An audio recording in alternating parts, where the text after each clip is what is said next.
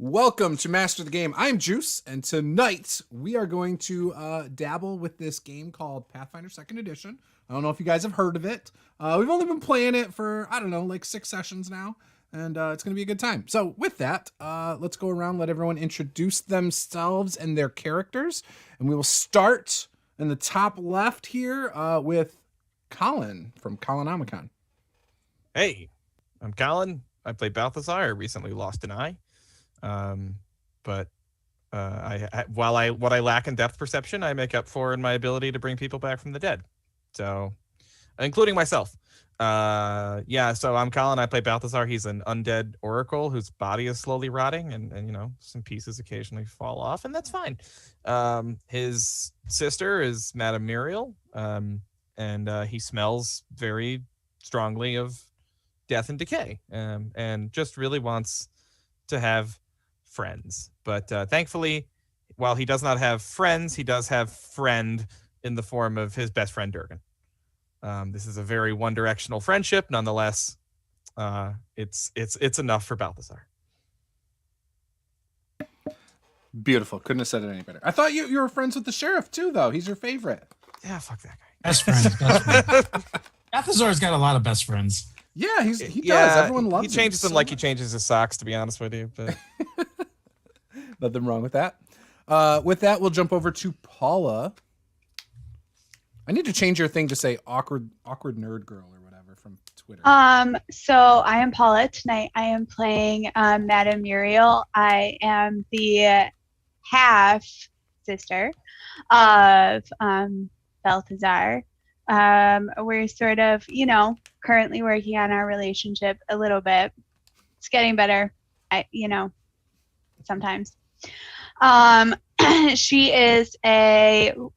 just leveled up, so we are now 2nd level. She's a swashbuckler, and she's maybe a little bit, I don't want to say like she's like full of herself, but she feels pretty confident about what she can do, despite the fact that apparently she does nothing and Durgan does everything. But it's Sounds okay. Like Durgan be to me. It's fine because I sort of like hate Durgan for it, but like it's not his fault, so I can't really hate him, and he's too nice to hate him, so like you can't. But Durgan never asked for this, to be fair. We totally just it was thrust upon him. Yeah. But it's everyone fine. was wingmanning him is what was happening because of Tamley. I'm not done with that. We're still gonna get Durgan laid at some point. Wingmanning it. Gonna make it happen. Gonna have to work him into the circus show or something as like the main event. Okay, I like where your head's Should have taken the juggler feat. You take the juggler feat. You think that's main event worthy there? Well, he could juggle the goblins as the goblins juggle. Oh, Yes. That might be cool, especially if the goblins are also juggling at the same time. Triple. Maybe that's what happened to Balthazar's eye. I was just thinking that Balthazar's eye. Yeah. I think someone in your audience might actually think that I lost an eye. It's not real. I just someone would feel better soon, Margie. There, thank you.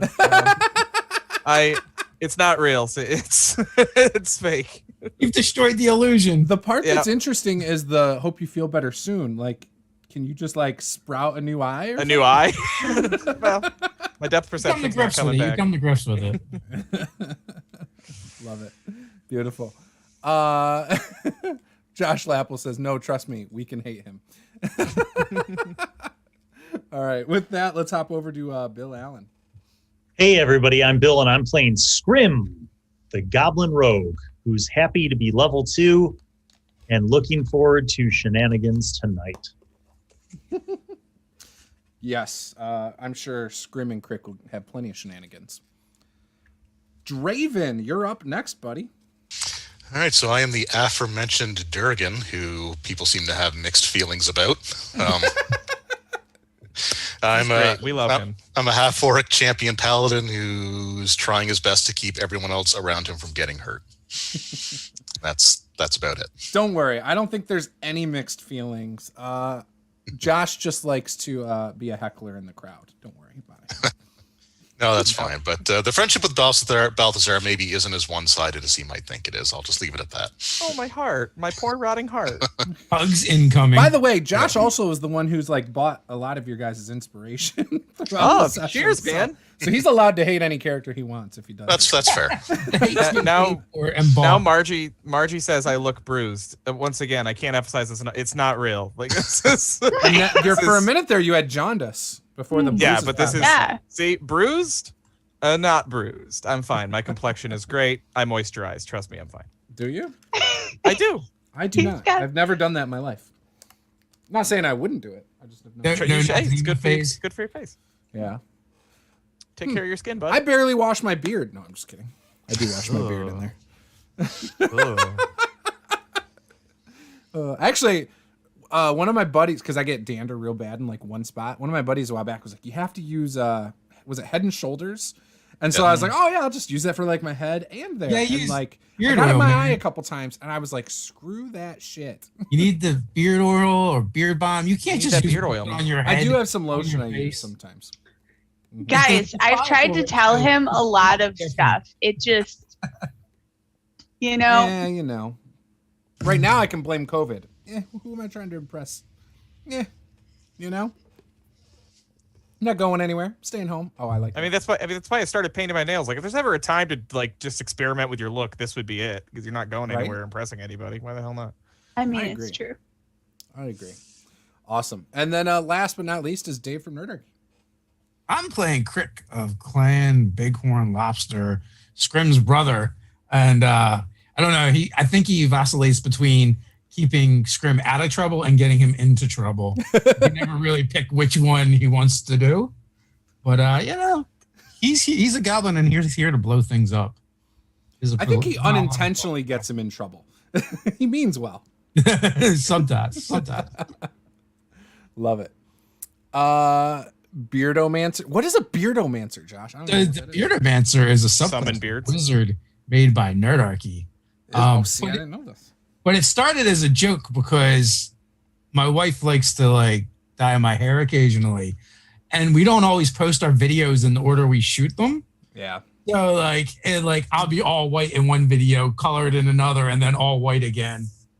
And they were like, "What's going on?" And I'm like, "It's Beardomancy." And then we turned it into a subclass. A couple kind of life of itself. ago. That's I awesome. love it. We got a whole thing going on with the beard dimension. The Yeah. beard dimension. You're gonna have to release a beard supplement, like a full-on supplement. We do every April. April basically has something to do with hair. Does it? Yeah. I love that. We have the Barbarian. Oh lordy. So when he rages, he proud of sprouts yourself? hair or something. Great. I love it. That's brilliant. It's like the ultimate like dad It's joke. and it is also, one by the way, giant dad gender joke. neutral. Any beardomancer can grow a beard, a fabulous beard, even elves. This Oh, is that's so good. that breaks the Awesome. immersion, Bill. Or not Bill, Yeah. Dave. I can't do it, Dave. Our cover art for that one is That's where I a draw the line. elven female. I love it. Beautiful. All right. So with that, I do not know how much hero points each of you has right now, but according to my records, it says that Muriel has 2, Crick has 3, Balthazar has 3, Scrim has 2, and Durgan has 1. I don't know if that's accurate though. It's not for me anyway. I got 2. You got 2? Okay. Did you say 3 for me? Because that's what I had. Is that Yes, right? that's what I've got for you. Okay. Yeah, I haven't used that. So Crick is down to 2. Okay. So maybe that's pretty accurate then. Okay. So with that, if anybody does feel like donating, we do have special rules for that. Not special rules, but prices. So $5 for 1 hero point for anyone you decide. $10 will buy me a villain point, which I think I have 1 right now. And $20 will buy 5 hero points. You can either give them all to somebody or divide them up. One of the cool things we do is we have a little bit of a house rule that has not been used yet, where if a player spends 5 hero points while dying, they can get back up with 1 hit point and remove all wounded and dying levels. They can also spend their 5 hero points to do an auto crit. or impose an auto-critical failure on somebody attacking them or a party member. So if you guys feel like doing that, there you go. With that, though, let's get into the game. So last time we left off, you guys had raided Hallods' hideout. And you went through and did a bunch of stuff, killed like a giant serpent, electrical serpent thing, lightning serpent thing. And you took down Hallod, dodging a couple of his traps that he had between him and you guys still managed to take him down pretty easily. And he was just starting to wake up. You guys had already bound him.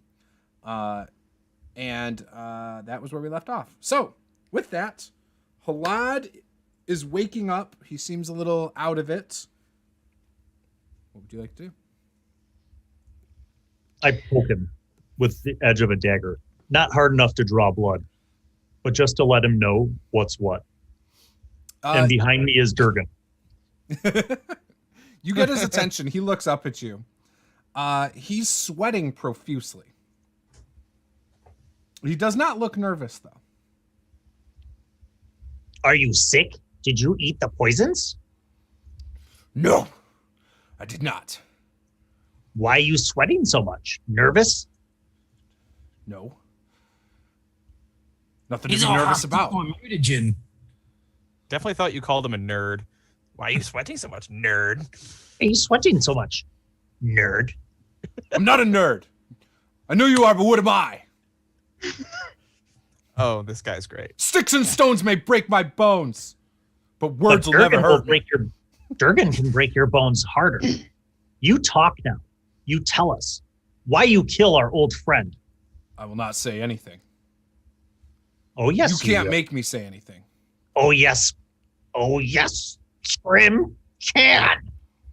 Scrim will politely roll an intimidation check. I'm going to aid him, actually, because as he says that I could break his bones, I'll just sort of crack my knuckles and my neck and just of like never break eye contact with him. So okay. I think that gives you like a +1 or +2 bonus. Nice. Nice. Oh, I got to roll. Just a second. Yep. Let me look at oh, you have to roll. Oh, I rolled. Well, that's a good way to get a nat 20 out of the way right away. So you get +2. So now I'm at second level. I got a +6, so that's a total of +8 to my roll. Scrim. All right, I rolled a 5, so that's a whopping 11 to intimidate. He is not intimidated. He just laughs at your face. Like you're about eye level because you're shorter, and he's like sitting there, and he's kind of big, and he kind of looks over at you, and he just goes, "Nice try." Right, well, so I'm going to just step in, grab him by the collar, lift him up like just an inch away from my face, and repeat the same question that Scrim has. Why did you kill Bort? Well, and I'll roll intimidation. Mm-hmm. And that is 18 and 6. That's 24. You get his attention. He's a little bit intimidated, but he just kind of looks at you and just says, "There's nothing to tell you. Doesn't matter. Just kill me. I'm going to be locked up forever anyway at this point, right?" Something you might not know about your friend Balthazar. I have a +10 to intimidate. Holy crap. Because I'm gross. So I was just getting ready to get involved as well because I'm just gonna look at him and just nudge my head over towards Balthazar. It's like, tell me what we need to know, and life in prison will be better than just death. Who knows? They might let you out for good behavior. If you don't tell us what we need to know, though, I'll turn interrogation over to him. Hello. First of all, I'd want to say thank you, Josh, for the $20 and the villain points. I can't wait to use them tonight.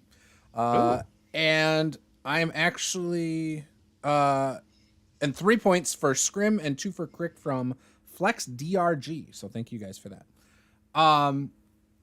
So you guys have been like intimidating Hallod, and like he's sitting there and he's like his mute, like it's almost like he's not in his right mind. Like he's, as you guys are like doing this, he's kind of like like gets a little eye twitch. You could tell he's getting some nerves going. And he tells you, there's really is nothing to tell. I've been helping an old friend, but it's all on me. It's all on me. I'm gonna take the fall. Is there any way to bring him down from his mutagen high? Give me a crafting check for you, since you're an alchemist. Crafting check. That's right. He's all hopped up on mutagens. Yeah, a better player would have their dice roller up already. I think. I feel like. All right. That's gonna be that's a natural 1. So I don't think I know anything. Wait, didn't we get a vial of the stuff that he's addicted to? We did. And you know what? Since I rolled that natural 1, I'm going to use one of those points. Why not? Yes. Got it. Spend it, right? Oh, that's way better. That's a 4. Want it. 4. Way better. It's a 4. Wow. It brings it all the way up to 12. That's better than average. So you're trying to think about something, and you're like, I don't know anything I could do to like make this happen quicker, but maybe in a few days I could bug him again. We know we got to get him down off of this mutagen. Maybe if I just set him on fire. I didn't think that's how that works. Honestly, Burn it out of him. Okay, but before that, How are we going to turn him in if you set him on fire, though? Strong point. Oh. Yeah, I guess there's that. I want to take the vial of the mutagen and just hold it up and just like ask him what this is. We found this on you. Is it something important? Yeah, that's mine. It's my medication. Medication? Yeah, I'll need to take some more later, or I'll get very sick. Well, we don't want that, do we? No. And if you guys are good, honest people, you'll definitely let me have that later. So then I assume you wouldn't want me to break this vial, right? No, that'd be awful. You wouldn't want me to drop it accidentally? Just hold on. We'll consider giving it to you, but we need you to cooperate a little bit more with us first. Who's your friend, and why did they want Bort dead? Damn it. And I'll pop the cork on it. Start making it look like I'm about to tip it out. Just close it. I'll tell you what I can. Do you close it? Yeah, I close it. Okay. He tells you. So, it all started about 6 years ago. I met this woman in the woods. She had pointy ears, not quite like an elf. But she, like mine. She invited me. Yeah, kinda. Okay. She invited me to sit down and have some wine with her at this fire that she had going on. Well, we became friends. And she started having me do things for her. We would meet up at a particular location, or she would leave stuff there, and occasionally she would show up. And I'd do these things for her. I'd get her different ingredients she needed from town or whatever. And yeah, well, she's the one who supplies my medicine, as I call it. And, well, yeah, I haven't seen her in over a year, but the last thing I got was basically to do what I did. And I did it for her.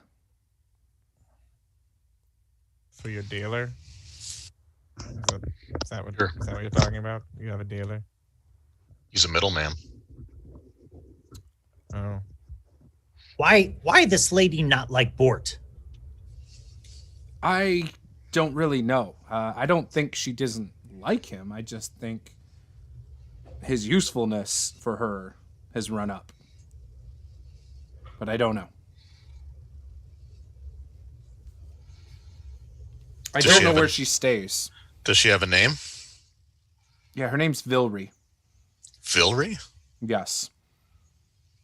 She And you used to live in haven't seen Etrans her? Folly, but I don't know when because it was so long ago.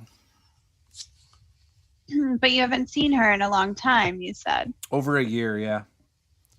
What does her look like? Is her human? No. You said she half elven. Yes. Pale skin. She has really big eyes, pointed ears. Yeah, she's gorgeous. I mean, brown hair. Does her use magics? You could say she probably knows some magic or some kind of alchemy of some sort. So if you haven't seen her in over a year, then do you just send each other letters or? Yeah, we have a meeting point. It's a tree stump in the woods. Where's that? Um, From where we are now.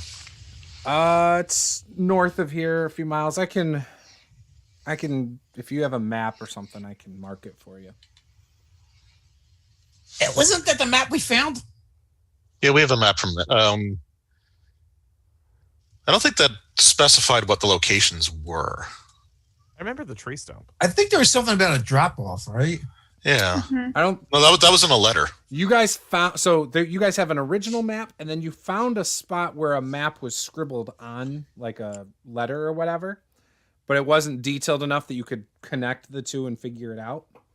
But yeah, he said if you guys have an actual map of the area, he'll mark it on there for you. Which you do. So he kind of points to it, and you guys now have an idea now where the stump is. He calls it the drop point. By the way, thanks Margie for the $5 for Bill. Thank you. Yeah, that's awesome. So we'll ask him if he can walk.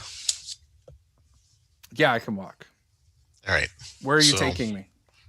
We're made an arrangement with the sheriff to bring you in. Oh gosh, this is gonna go great. Yeah, so he gets up to his feet. You guys, how is he tied up? I'd assume hands behind his back. Okay, so just his arms are kind of bound, his legs are free. We should Say it like that. How else is he gonna walk? Well, we could bind his legs so that he has room to move them, but not a lot. Basically like leg irons. Mhm. Oh, okay, yeah. Yeah, you could That's like tie fair. around his ankle so that they don't get full range of motion or something still. Okay. Yeah, he cooperates and starts walking along with you guys if that's what you guys want him to do. I don't want to go back through the trash house. Do we have Well, to go that way? Lucky Fair for you, you don't. You can actually, let me turn this off real quick. You can actually go out. There's like two openings on this part where the tree kind of comes down because it's all the roots that go through where this used to be like the side of a hill. There's a little pond thing, and you can actually walk out and around the pond and be out in like the woods again. Oh, that would be better. I don't like the trash house. Yeah, we'll take him back to town. Scrim is All right. actively looking for. I'm going to actually look for any strange traps that might be out here. You know, like hunting traps or anything that we might try to avoid. Okay. So give me a what would that be? A wilderness survival check. Bleep, bloop, bloop. 14 on the dice, so that's 19 total. Okay. So you don't see any traps, and even walking through, it doesn't seem like there would be a lot of traps through here. It's normal woods. There's not like an actual path from here towards town. Okay. But Halad is able to kind of help you guys get back towards town. He's pretty much accepted his fate. He knows he's not gonna make a run for it from you guys. He's seen what you guys are capable of, and he's going along with it for the full ride. You start to get back towards town, and you see the sheriff is standing at the bridge into town. As you approach with a loud bound. That's, I think, the furthest we've ever seen him move. Yeah. Is he okay? Yeah, he looks great. He's standing there. He seems fine. Is he like guarding the edge of town, or No. he's just casually hanging out? He's leaning against the bridge, actually, kind of just sitting there, like almost like he's waiting for you guys as you stroll back in. My gosh, you guys caught him! Or what did he say? He said, "My gosh, you guys caught him." Oh, I thought he said I caught him. I was like, you son of a bitch. You are not taking credit for anything we did. I mean, welcome to my life, okay? That's a very fair point. Let's take. Did you guys already question him? What'd you get out of him? He wasn't working alone. He was working on behalf of a woman by the name of Vilry. She used to live here. You about to tell me that she's great and that she'd never do that? I don't know who Vilry is, though. That's a relief. Let's take him to this. I got a little shack out here. We can, like a little barn. We can lock him up in. Let's get him over there, and so he tells you, kind of pointing. He's like, if you guys can get him over here, we'll get him in this barn just outside of town here. It'd be the best spot to keep him. And don't tell the town that we caught him, because we don't want any of his farmer buddies to come out and break him free or anything. You know. Well, you said you have a shack or a barn. Do you have like a jail?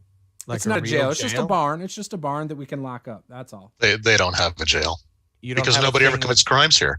Because it's all so great. Because they're all so perfect. The only other place we could obviously take him is to like one of the dead houses. And I don't want to lock him up in one of those. There's too much riffraff. That sounds extremely not secure. Yeah, that's not a good idea. Let's take him to the barn. The walls are literally rotting.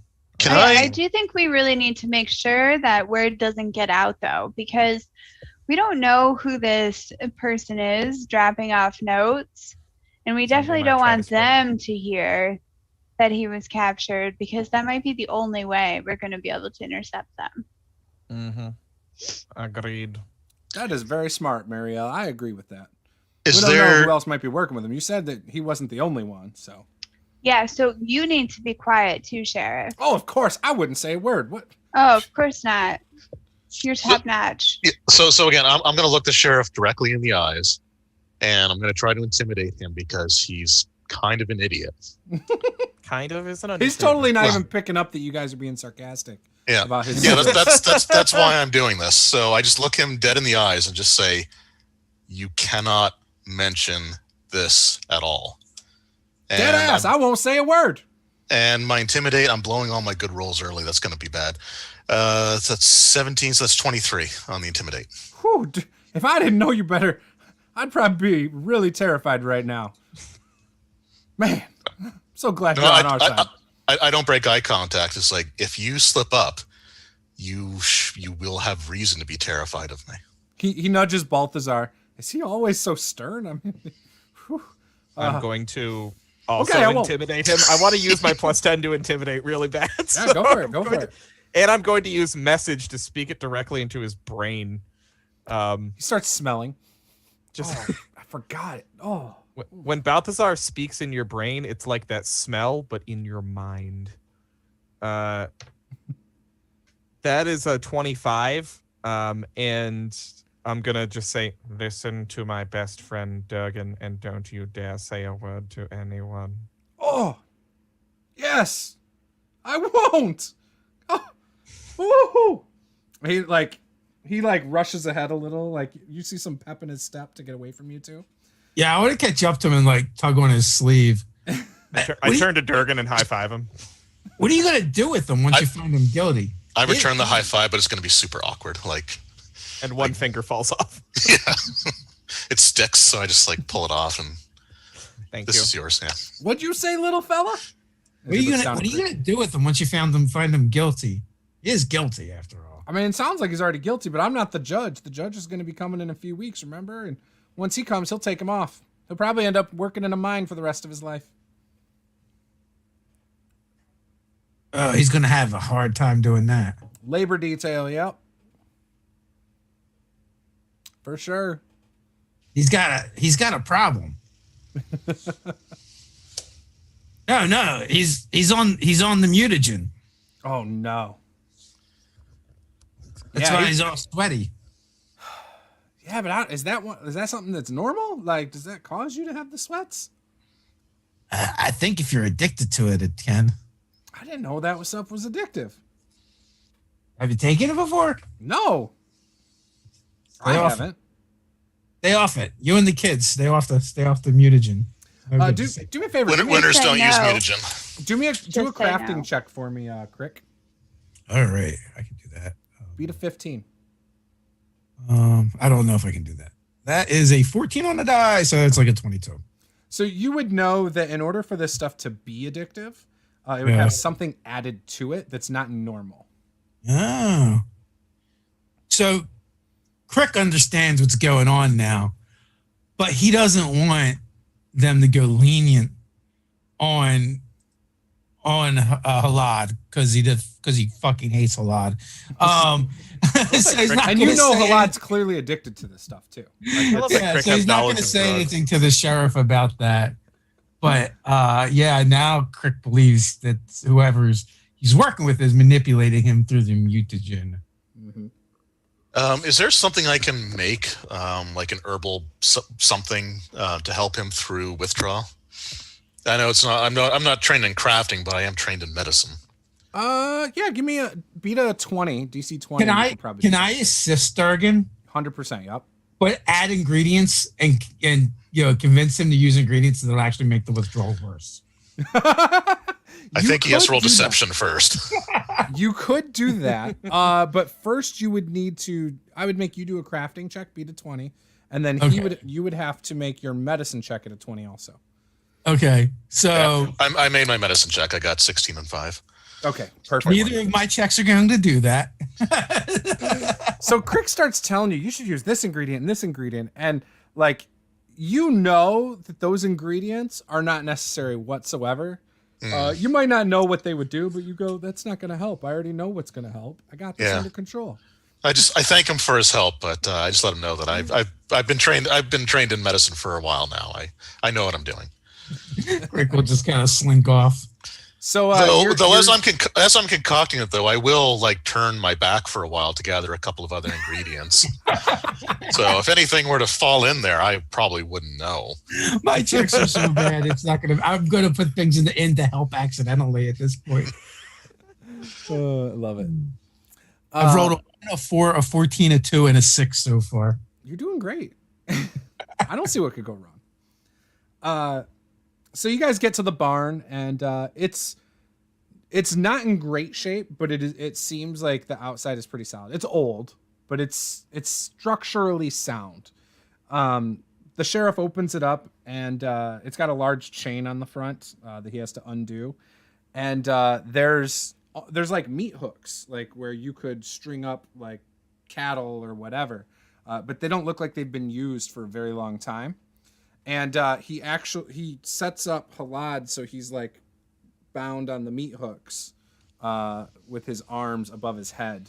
And he not hog ties, but he ties his ankles, and he makes sure that it's his ankles are like behind him. It's almost like being hog tied, and they're off the ground. So this would probably get really painful pretty quick for Halad. Is the sheriff accidentally torturing him?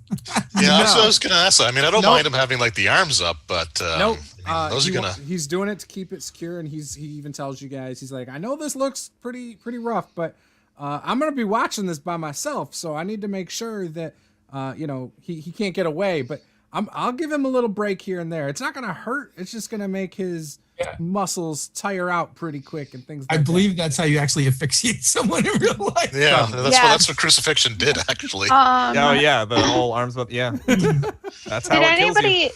Did anybody see us walk through town into here? No, you didn't get to the town. He stopped you at the bridge. Yeah, this would be on so the outskirts of town. We didn't see anybody before that or anything Nope. like that, right? Nope. Okay. All right, good. He tells you if you guys aren't comfortable with that, we can tie him over to that post instead, I guess. So are you going to guard him? Yes, I'm going to be out here. I'll make a trip into town here and then to get food and stuff. But yeah, I will be here the whole time.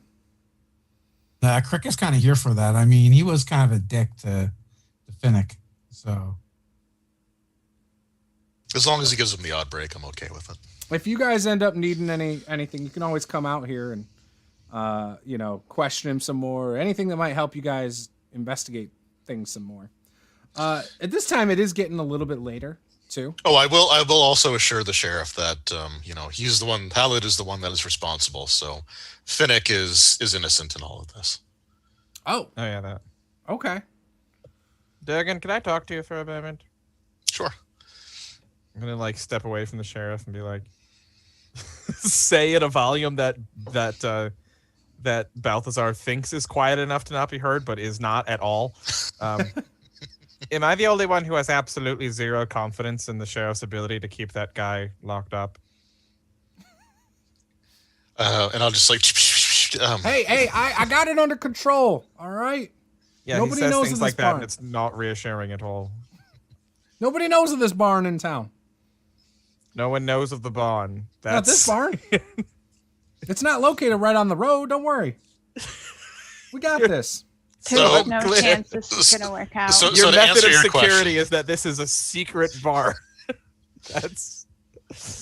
I mean, okay. So I'll answer you a little quieter than you had spoken to me. I'll just say it's hard to say, but we have other things we need to attend to, and we can't be here for weeks on end waiting for this judge to arrive. True. But if he's cut off from his supply of this mutagen, that may make him docile enough that he won't be a problem. Fair point. Okay. I just feel confident there's a jailbreak in the immediate future. It's usually the prison transfer where things go awry. So fair, also true. Yeah. Not that I have any knowledge of how these things work. But, okay. Oh well. I just hope we didn't go through all that work just to see him free and hurting people again.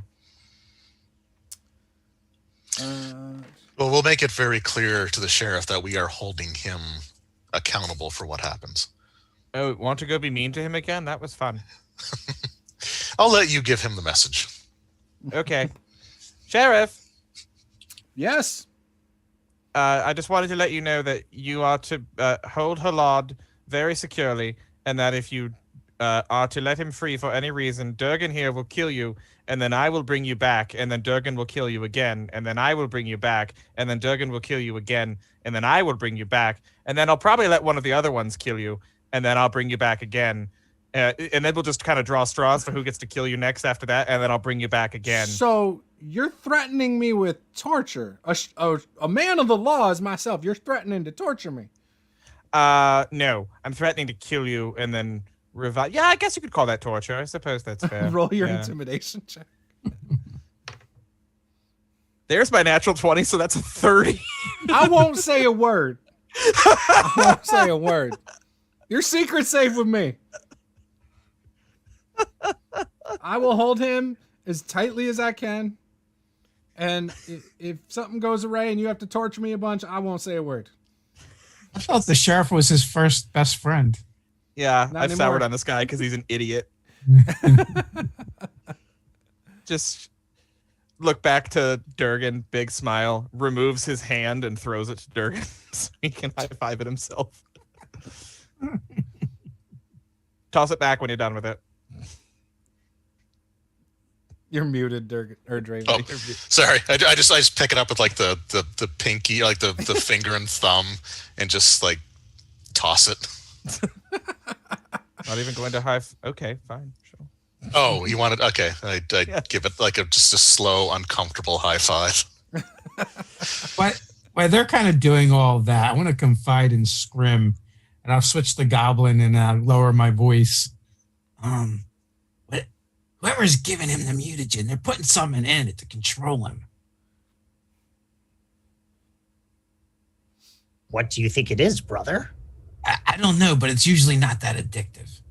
Do you think maybe it's those mushrooms that we found? Maybe.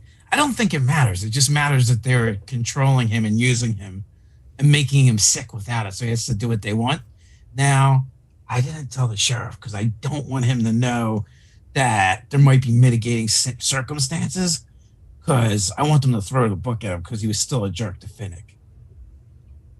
Yes. Brother, do you think this Munchausenkin is same thing that made wolves green and strange and weird? Oh, that's, I don't know. What do you, GM, do I think that could have that effect on animals and the wolves? What was the question? Sorry. Is the mutagen responsible maybe for the wolves that we encountered on our way into town?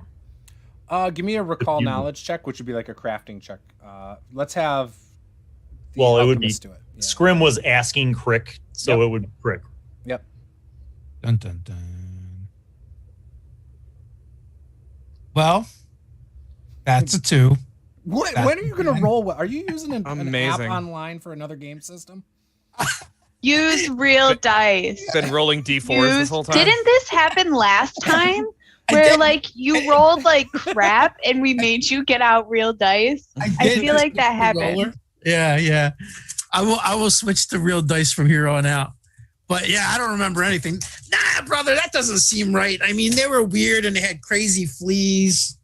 That doesn't seem like something that that the mutagen would do. But maybe you think that the mutagen made those fleas extra potent. Yeah. Oh yeah.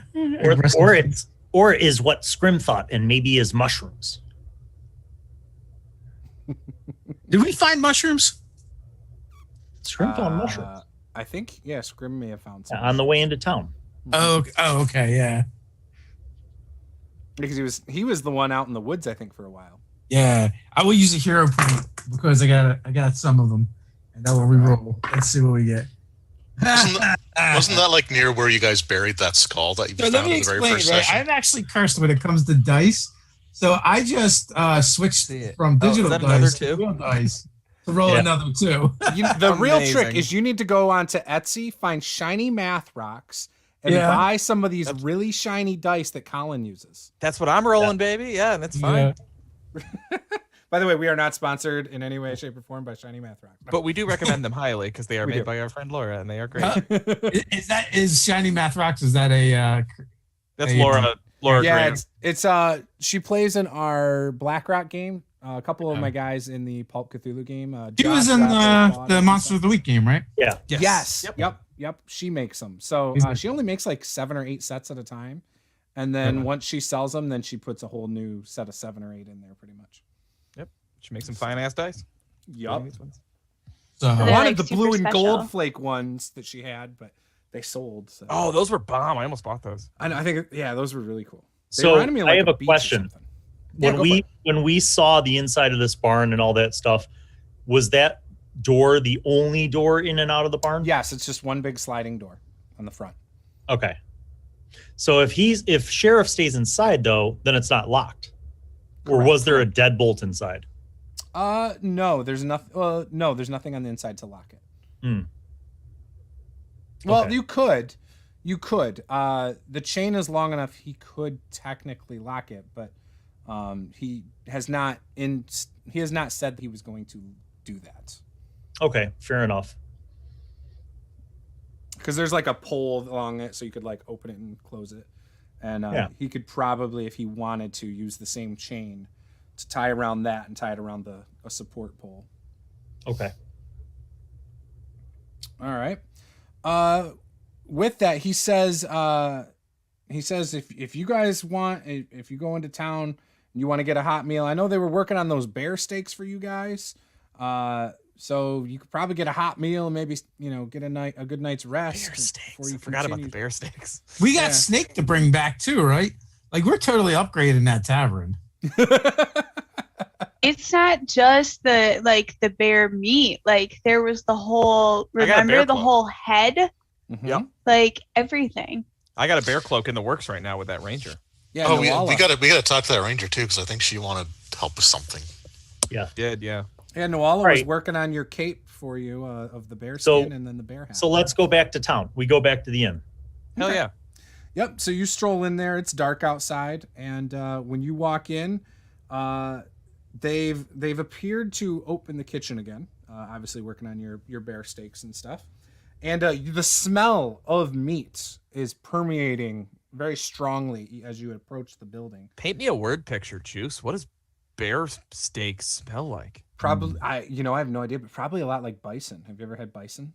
I have. It's quite good. I would assume it might smell something like that, but I've never had bison. I've only had ground bison. I had like bison burger. Yep, I've had bison burger we had a wilderness bar that used to sell like exotic meats and stuff. It used to be near us. Okay, So yeah. good. Bear steak sounds bomb. I'd be here for that. Hell yeah, dude. So it smells amazing as you walk in.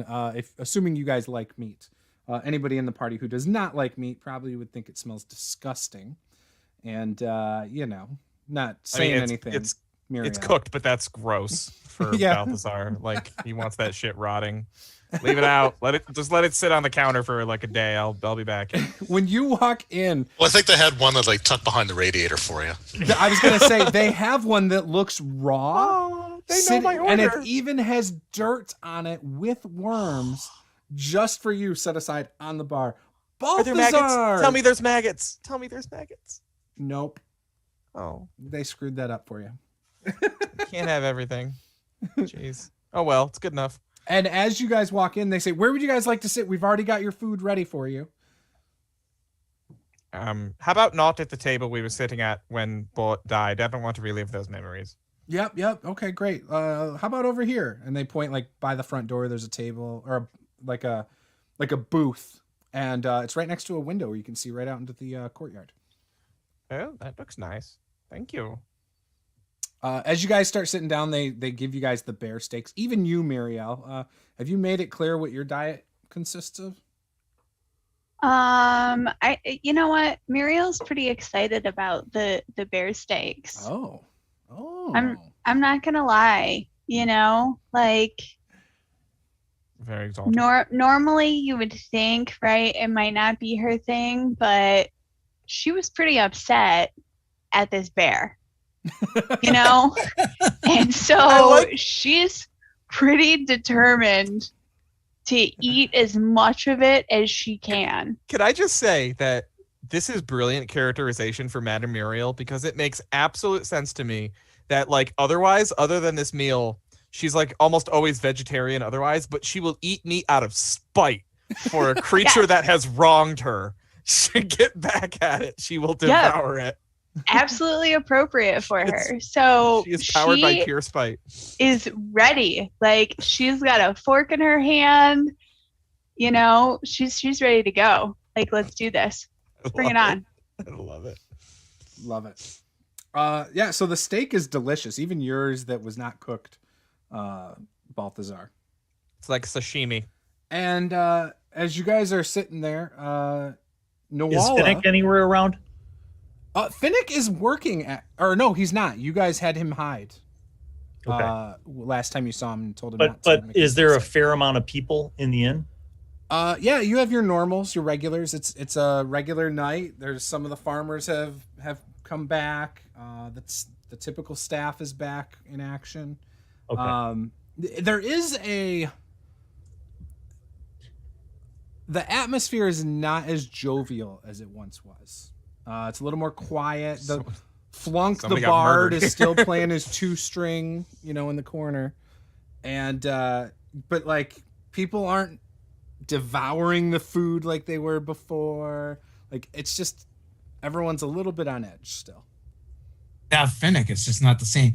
Is Hallods buddies here? Is Hallods buddies here? Yeah, a lot of the farmers who got into the fight before are here, yes. And they are drinking. They aren't hesitating about consuming the drinks. Eat first, kill later, brother. It's just because they need a little bit of bear meat in them. They'd feel a couple of better them then. have been eating some of the bear meat. I feel like that's some kind of euphemism, but I'm not gonna Something there, yeah. You speak true, sister. Share the bear meat. Does sound dirty, doesn't it? Something ain't right there. Yeah.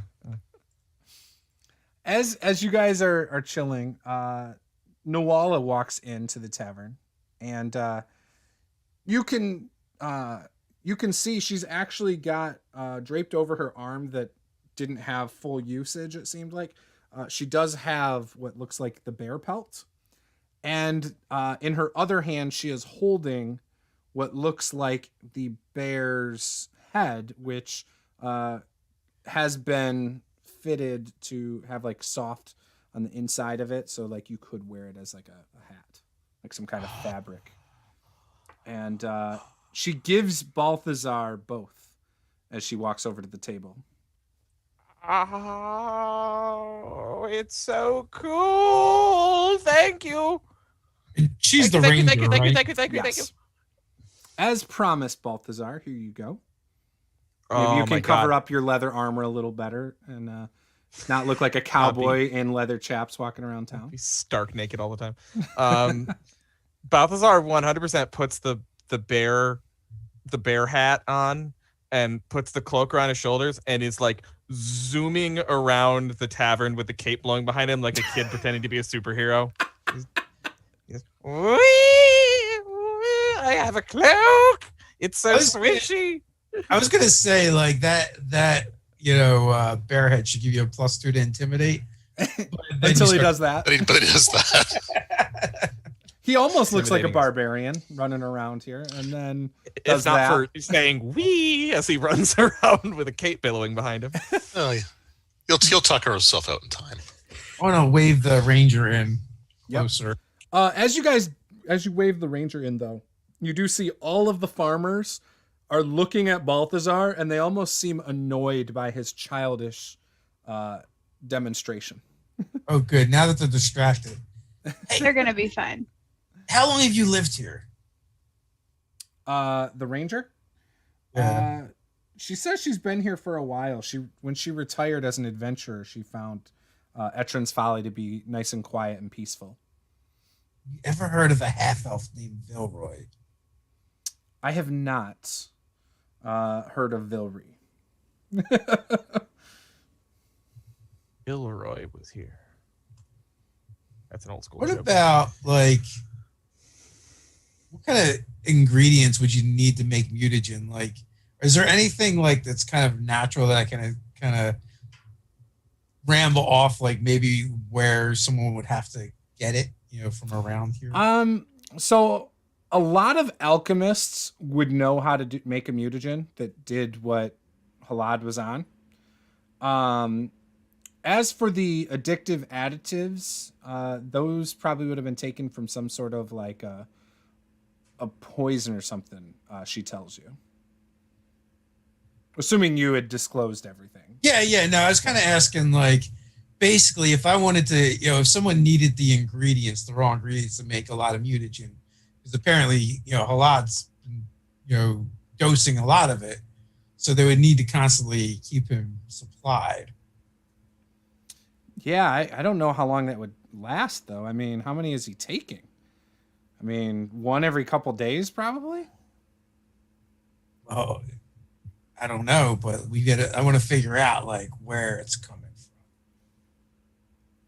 Yeah, it would have to be made by an alchemist, and that would have to be a good amount of time invested in that to keep the supply flowing, I would assume. Because this place is like in the middle of nowhere, right? Like this is like kind of. It's in between like a mountain range and like a forest, and it's like a really safe path. It's a long path, but it's a safe path between cities, like bigger cities. Yeah. Who's like? Do we know who's kind of been in the town the longest? The mayor, who's suffering from dementia and stuff. Oh yeah, he'll be useful. Oh, that's helpful. That's Dorma's father. Although on the plus side, anything we ask them, they're likely to forget. Nawala says you could probably ask Dorma. I think it's Dorma. The tavern owner and the mayor's daughter. Basically. Oh, okay. Isn't that Delna? Delna, that's what it was. Yeah. Delma Post. Delma. Is she here at the tavern usually, or is she? She's always working the bar. Yep. Okay. Yeah, and Noala says, "Do you want me to flag her over here?" Yeah, that'd be great. I just want to ask her about this Vilroy person. So Noala signals to Delma to come on over, and Delma walks over and says, "Yeah, what can I help you guys with?" You've lived here all your life. Yeah. Have you ever encountered a half elf named Vilroy? Vilry, yeah, she was the daughter of the old druid who used to live here. The druid who was blamed for the plague and everything many, many decades ago. That really wasn't behind it at all, actually. Oh no, we have a vindictive daughter. I assume people didn't take kindly to the accusation leveled against him. Well, the druid, she was kind of like our medicine person. She helped the town, and a lot of people just thought that she was to blame, and so she didn't get helped, and then eventually she got sick and died. Her daughter lived here shortly after that for a little while, and then just left. We hadn't seen her since. But that was 20 years ago, 10 years ago. It's been a long time.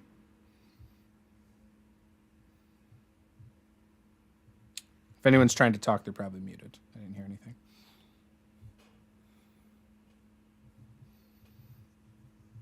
I'm still just buzzing around the tavern. I don't think anybody was trying to talk. Oh, okay. It was just real quiet. Sorry, I didn't know.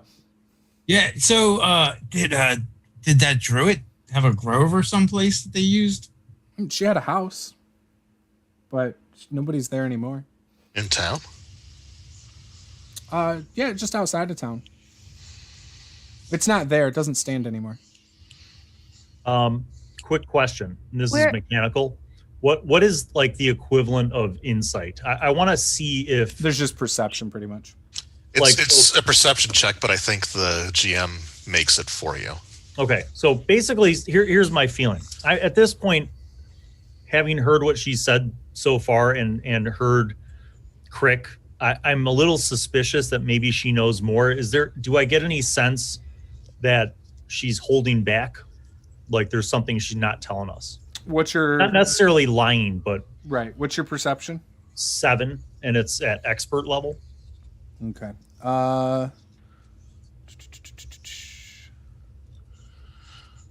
Gotcha. Okay. So she doesn't seem to be withholding any information. She just doesn't understand why Vilry... And she even tells you, she's like, I don't understand why Vilry would be doing this. I mean, other than like she... Doing what? Yeah, I don't. I thought you disclosed. I don't give no backstory or whatever. Gotcha. Sorry, I thought you just. We just sporadically asked about her. I'm over here forming ideas in case she asks why. So she says, I don't know why you guys are curious about Vilry. I mean, she hasn't been here in like 10 years. Something's going on. Where was her living when she was around towns? Her lived she in stayed the wood? at her mom's house, but her mom's house has since been destroyed.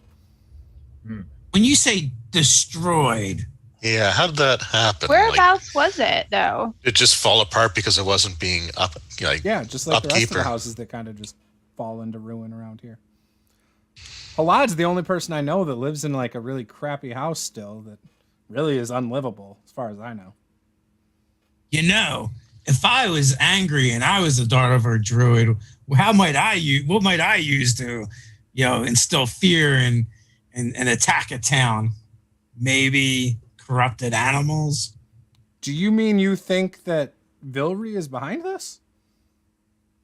We can't rule it out yet. And since everyone that actually lives in the town is so wonderful and would never do anything bad, we're going to have to go outside the town.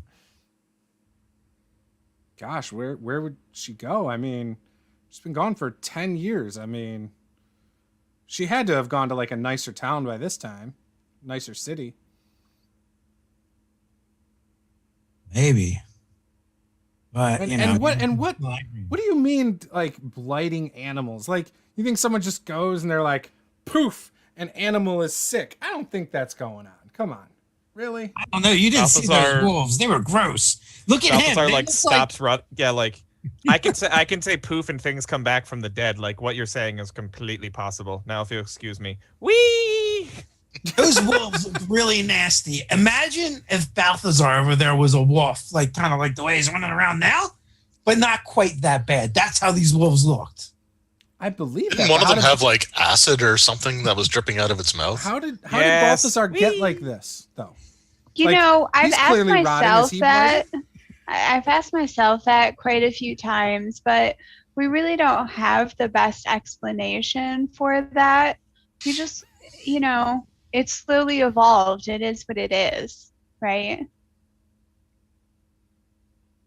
This is just who he is now. All right. Well, yeah, I don't know.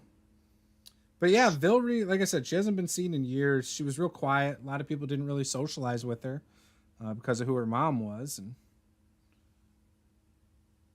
Yeah, you can't treat a person like that and have it not affect them.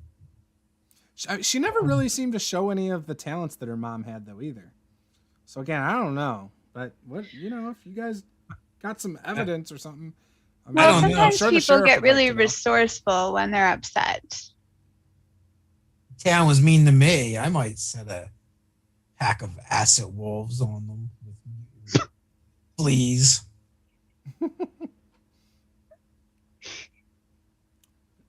Really? Are you sure about that, Crick?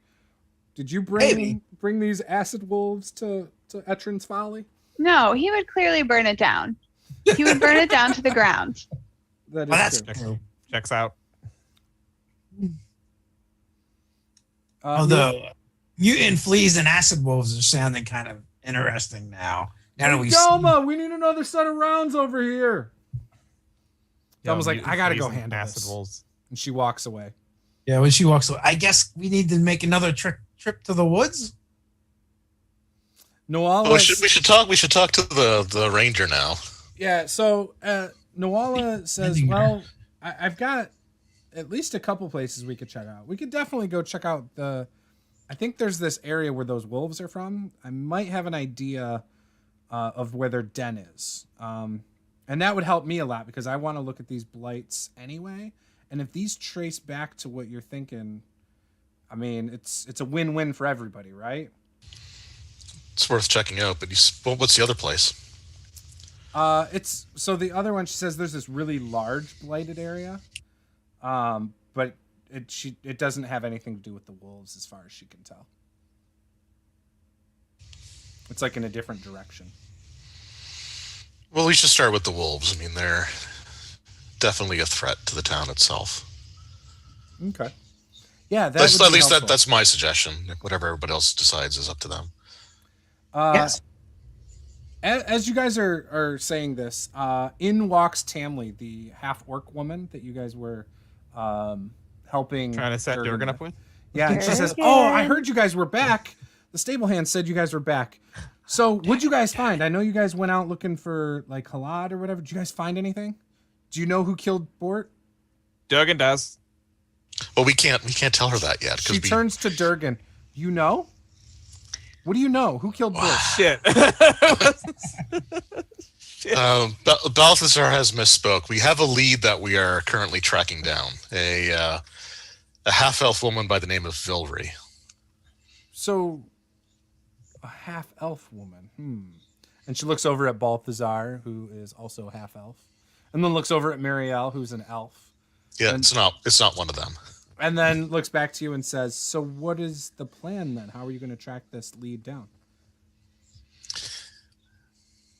We have our sources of information, and I look over at the ranger. It's like she knows of a few areas that this individual may have affected.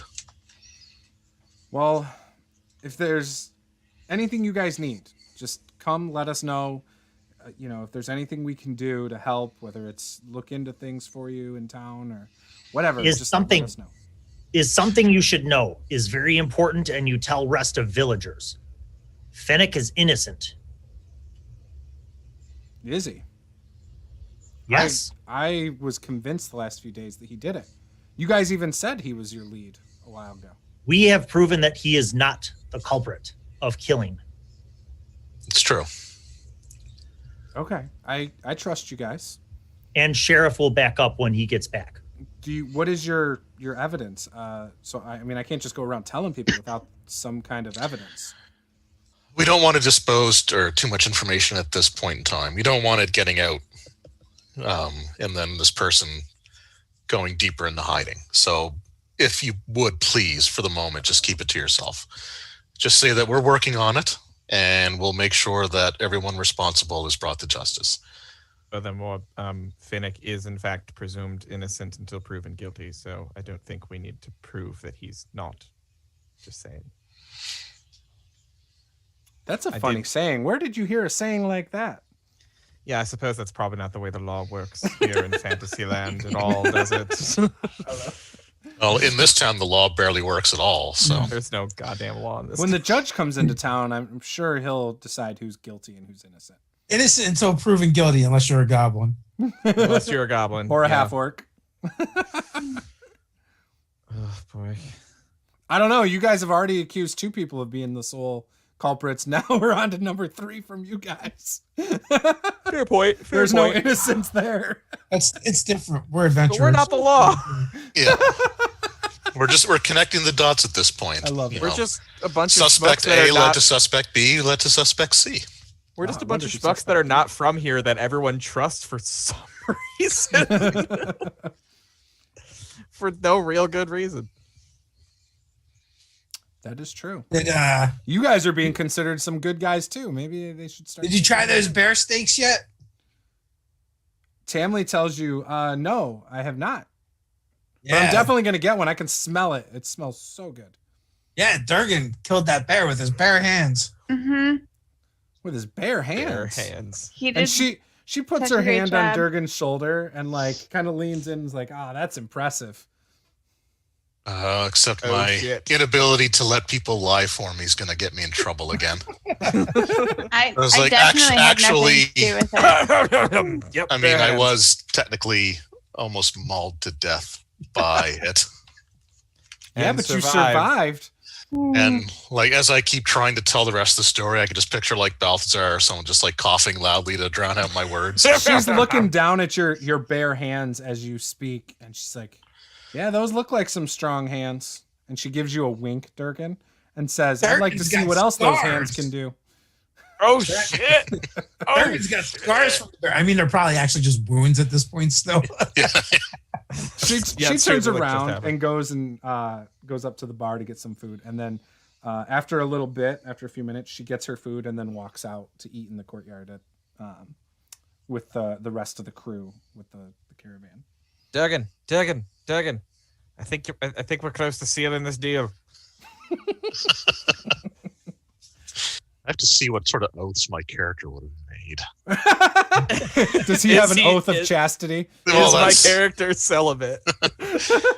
I mean, this is a god of justice. I can't imagine that would be one of the things. he's gonna give her some justice. Oh God. That's my name for it.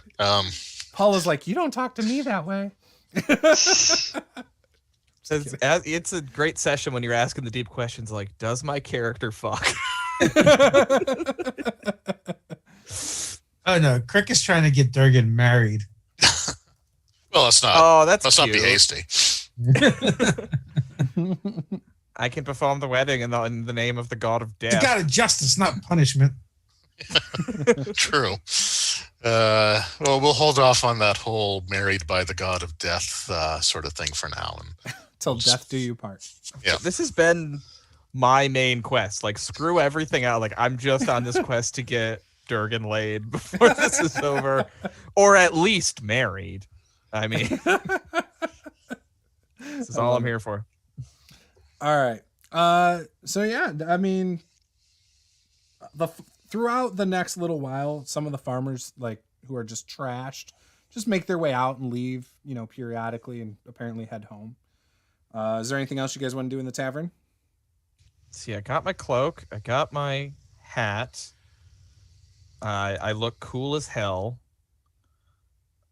you're probably Yeah. all tuckered out from running around and screaming. Yeah, "Yee." He feels like his legs are gonna fall off. and they do. One of them probably did. I would like to do something I haven't done since like session 1, or 2. I want to see if I can get a bath. Oh, Delma says, well, yeah, I'm sure we Please? can. I'll run your bath myself because without Finnick around, I don't have the hands for that. But Now By the way, that's could some he character development, by the way, because he's asking for it now. Like before, it was begrudging. yeah, no, but he learned that people were nicer to him when he did it. So, speaking of, you should really make sure Finnick gets his job back because he's fine and he didn't do anything wrong. Really? Really. How do you know that, Balthazar? Done some digging and I mean, I can tell you did some digging. Look at your nails. yeah, well that's actually They're just from black. sleep. Yeah, no, that's I sleep in the dirt. So that's just all that is. I was Oh. digging my bed. You know the saying, you dig your bed, so lay in it, No, never That's- heard that. Oh, It's what not I a do. saying here in Etrans Folly. Oh, it's probably not a saying anywhere. I think I made it up. Oh. But I was sleeping under a house, and that happened. But now I smell, I've been told, badly, which means that people are again being unhappy when they're near me because of the strong scent. So I thought perhaps some lavender might Yeah. help. Yeah, we'll do that. By the way, Balthazar, you're awkwardly sweet. If it Aw. wasn't for your smell, I would love to hang out with you a lot more. So maybe, see, this is after a why I couple do more these baths, things. we can talk more.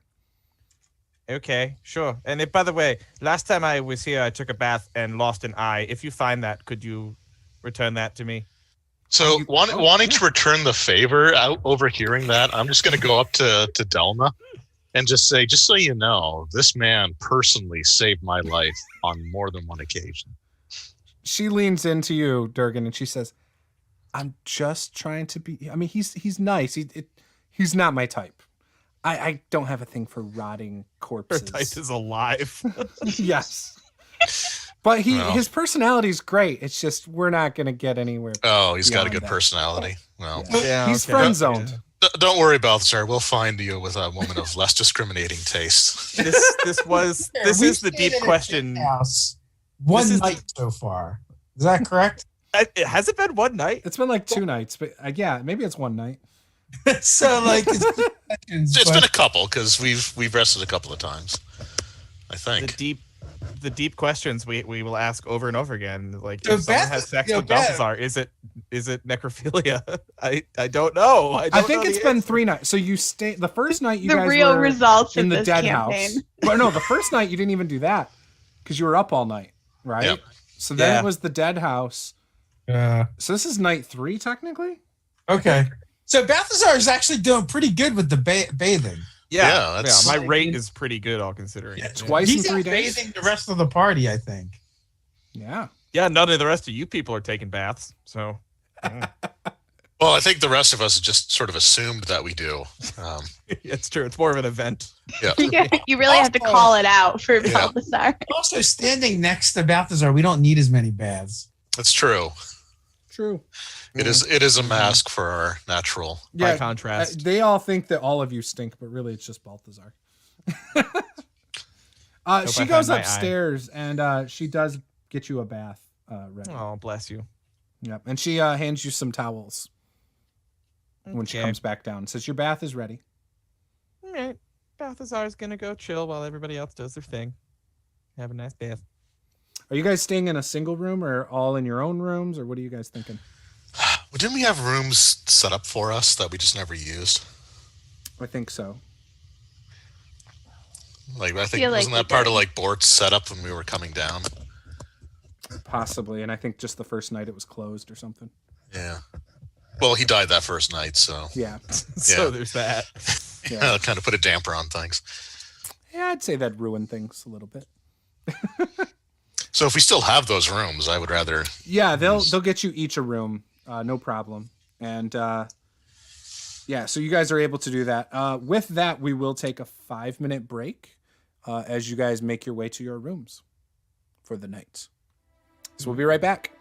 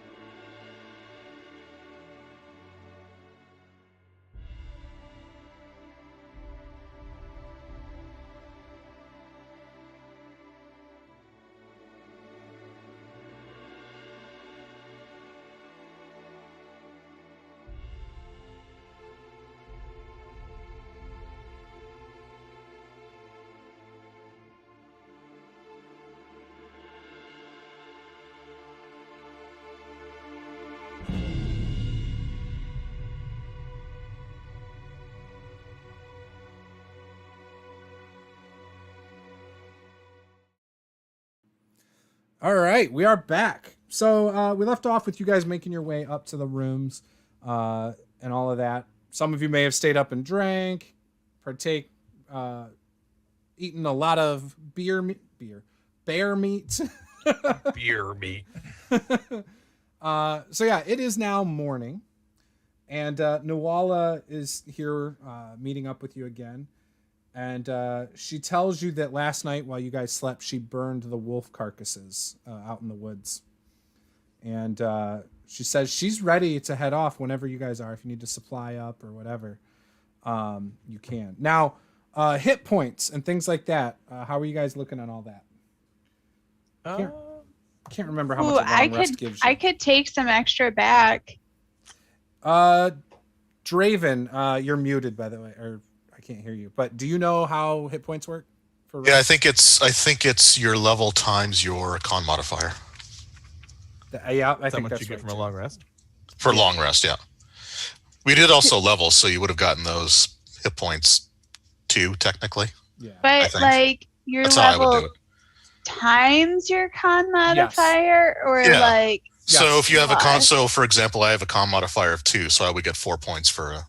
Yeah, but like let's say hypothetically you had a con modifier that minimum was like minimum of 1. 0 sub. Yeah, you get a minimum minimum of 1. Yeah. Okay, cool. Yeah. So I get a hit point. I'm Yep. good. I don't think I got hit in that last. No, fight. you would get 2 because you're level So- 2. 2 times 1 is how that would work, right? Well, for con modifier is 0. Yeah, I thought the minimum 1. Oh, would they said be- minimum 1. Yeah, minimum of 1. Yeah, but I don't think it would be 2. Okay, Because I was it's thinking minimum. Oh, the minimum 1 1 would overall. count as your Oh. con as the minimum of 1. That's what I thought. But okay, I don't know. I'm just gonna look it up real quick here. it might just add. It might not even be multiplied. It might just be con plus level. I wish I had something on my GM screen for that. I probably do now that I say that.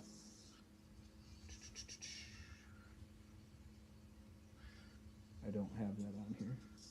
Can I do a med check on myself? Well, I can do the medicine skill. It so depends on if someone's done it or not to you already. It's basically once an hour is what you can be affected by it. Can I perform risky surgery on you? I She mean, seems you okay know with that. what? It's a weird day, right? Like I've had a lot of bear meat. I don't know. I don't even know what's going on. So How about you Balthazar have has an admirer in the chat, by the way. Josh Lappel said he would date him. Aw, thanks, buddy. You may not agree to that after what I'm about to do, though. So, here's the thing, Muriel. Okay, so, where is my feet? By the way, I can do it without there being issues. Yeah, but this is fun. yeah, but let's. Can she die from it, Balthazar? If you screw up? No, she wouldn't be able to die. Not unless your HP is really low right now. No. Okay. I'm only down like 8 or something. So Okay. Well, the way this works mechanically is that I deal a D8 of damage to you before applying the effects of a treat wounds. But if I do, I get a +2 to the medicine check to treat wounds, and if I roll a success, it counts as if it's a critical success on a treat wounds. So it's easier to get a crit success with a trade-off that I have to hurt you first. In other words, your scratch on your arm, he has to take your arm off at the elbow first. Yeah, then Make put it back sure on. that he reconnects it properly. yeah. But Yeah, it'll be so better than before. it is. It's so rest and that stuff's on 480 of the core rulebook.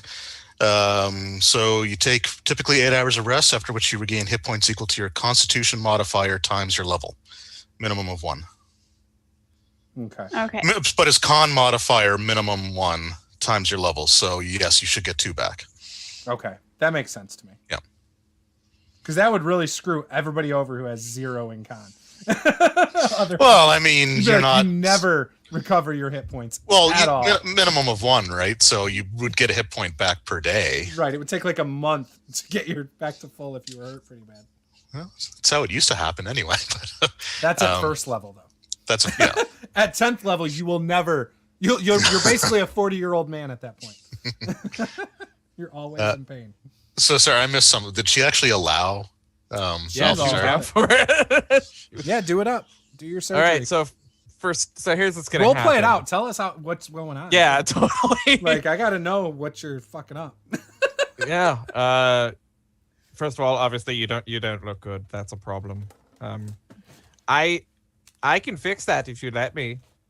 And also Balthazar's like all clean and fresh because he just got out of the bath. Yeah, he smells delightful. Actually, Smells great. I almost should got make his you bear do a clothes bath on. check of some sort. We were doing You know- D100s before. Yeah, it was like a 30% chance to actually have the smell take. Let's see. Yeah, I don't let's have up my that big by 100-sided 5%. die.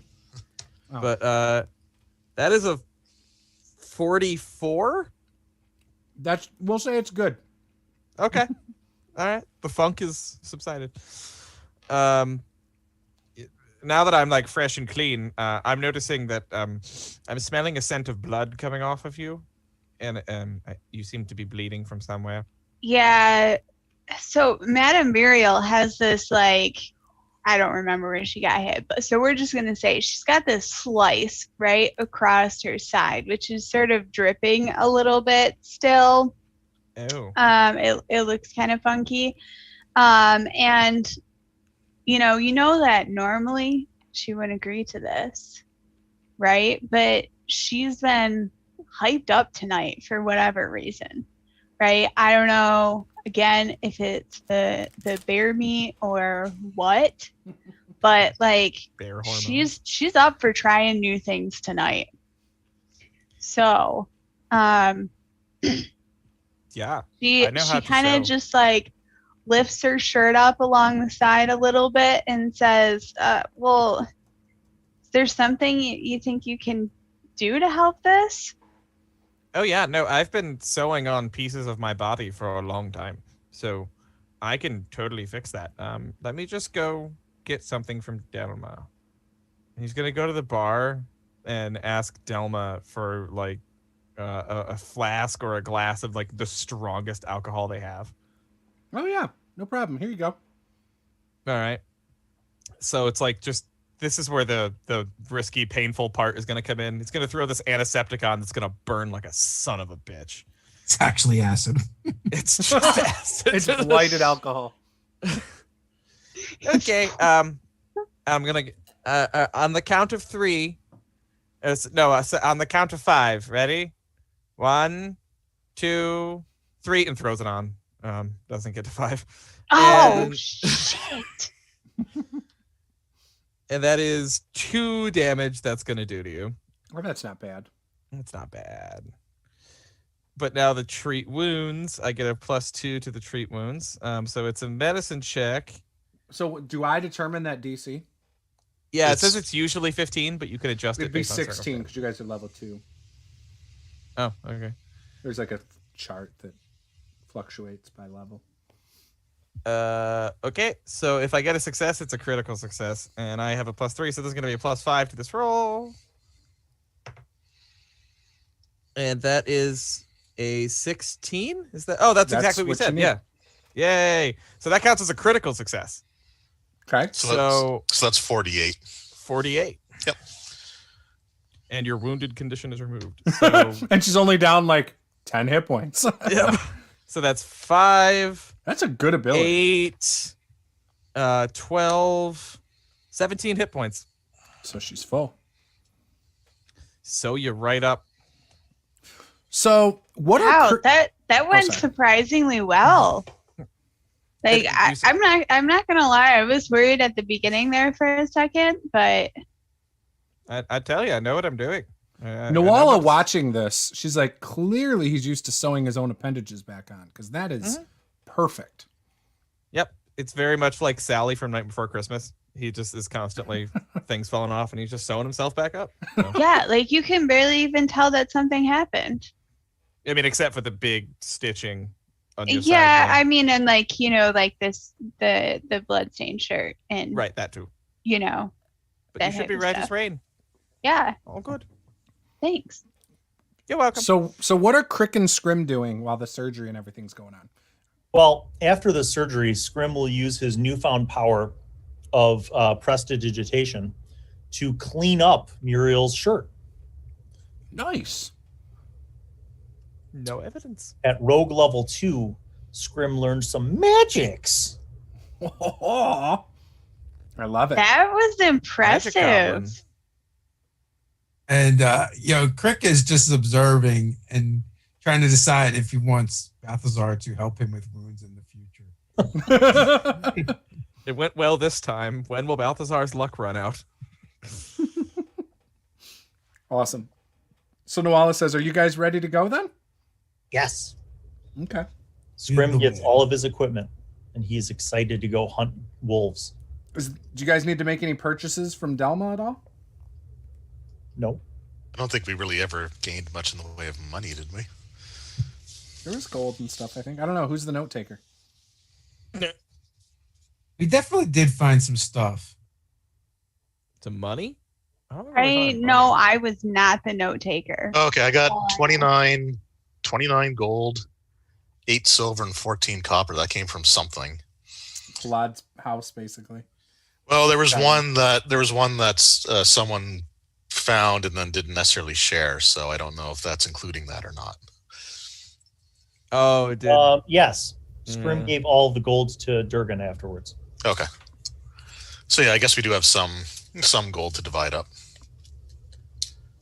If you do want to buy something, anything from the equipment section in the core book is fair game. I think the only thing I need are like crossbow bolts. Good. All right. So you guys, if you wanted to do shopping, you did. And so if there's anything you want to find in the next couple minutes, that's fine. Don't spend our 29 gold in one place.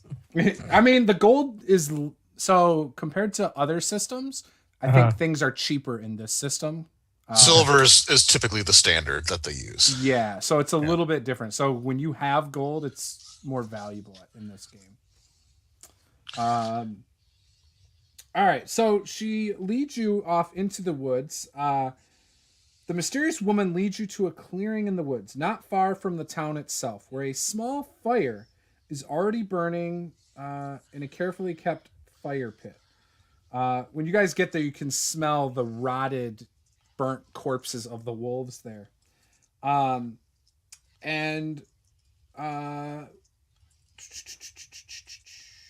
Clearly not using her right hand for anything, she throws in the remnants of the last corpse into the fire.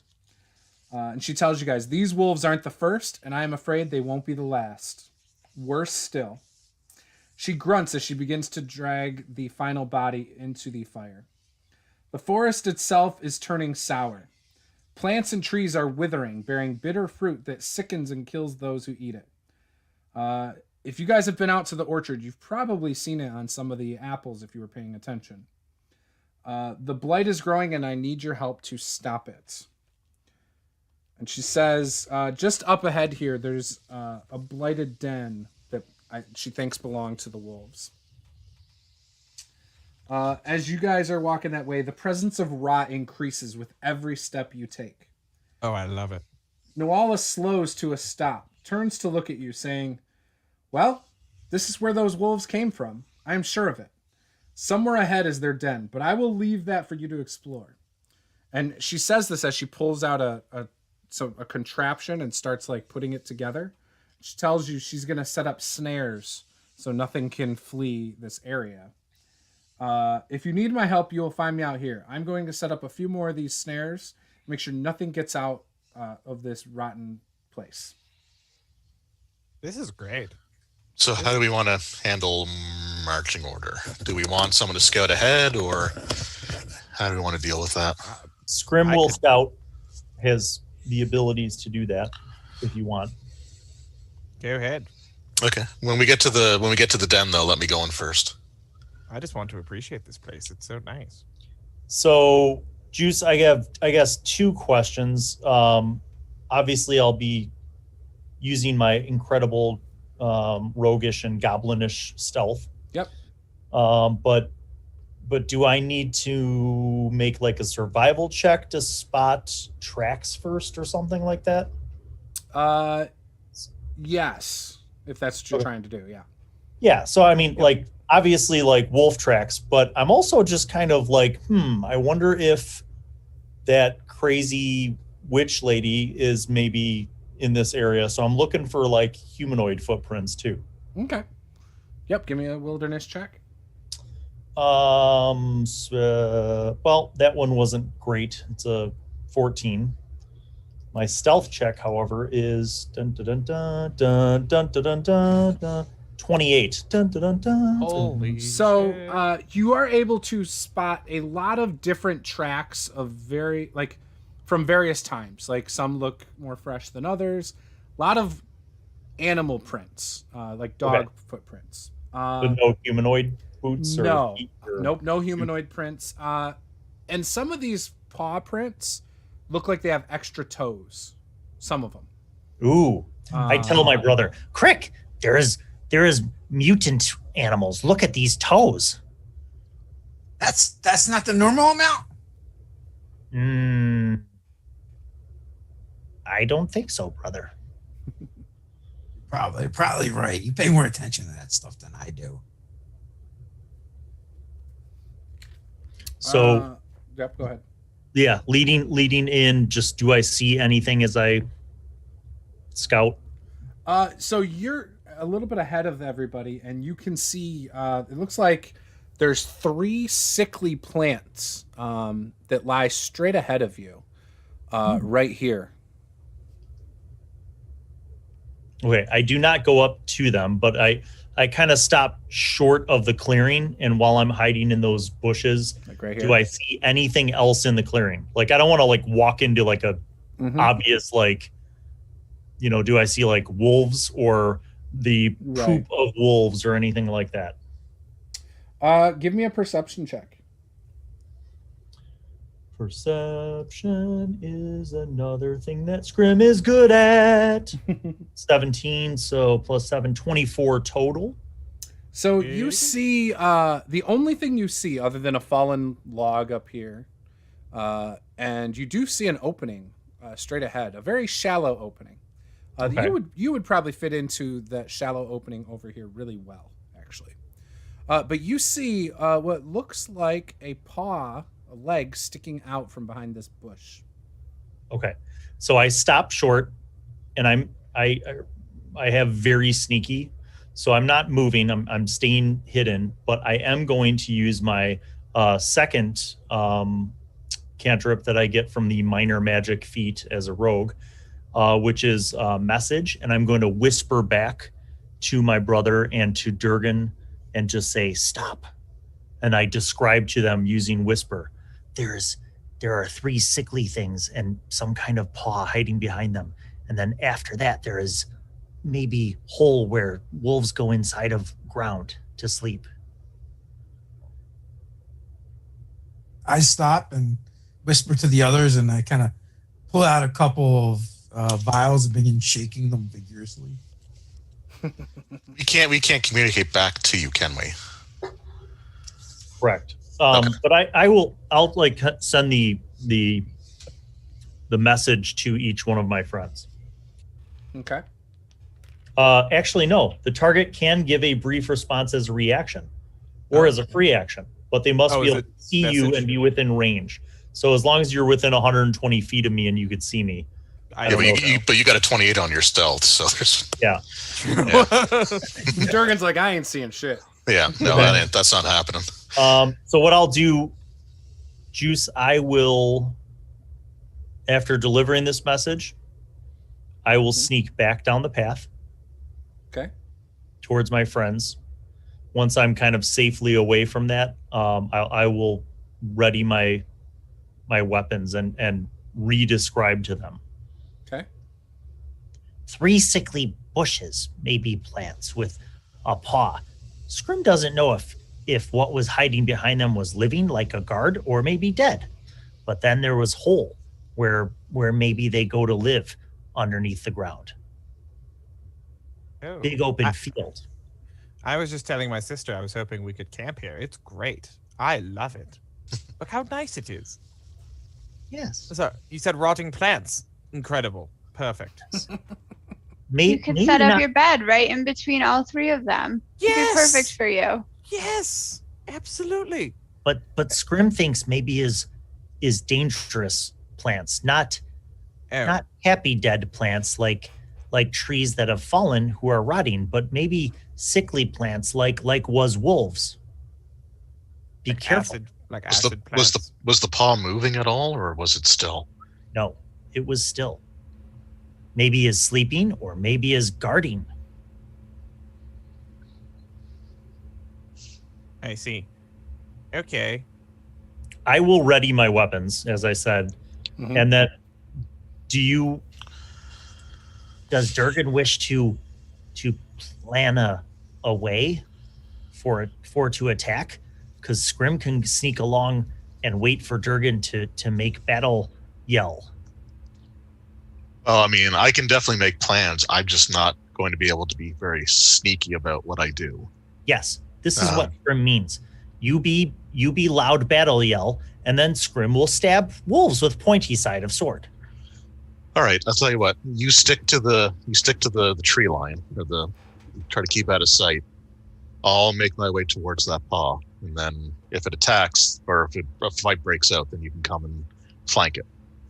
Scrim has one more idea. Maybe Brother Crick can go with Scrim after killing this thing to Deadlog that is a little bit north of where sickly plants were, and be ready in case other wolves try to come out, and then Crick throw bombs at them. Ah!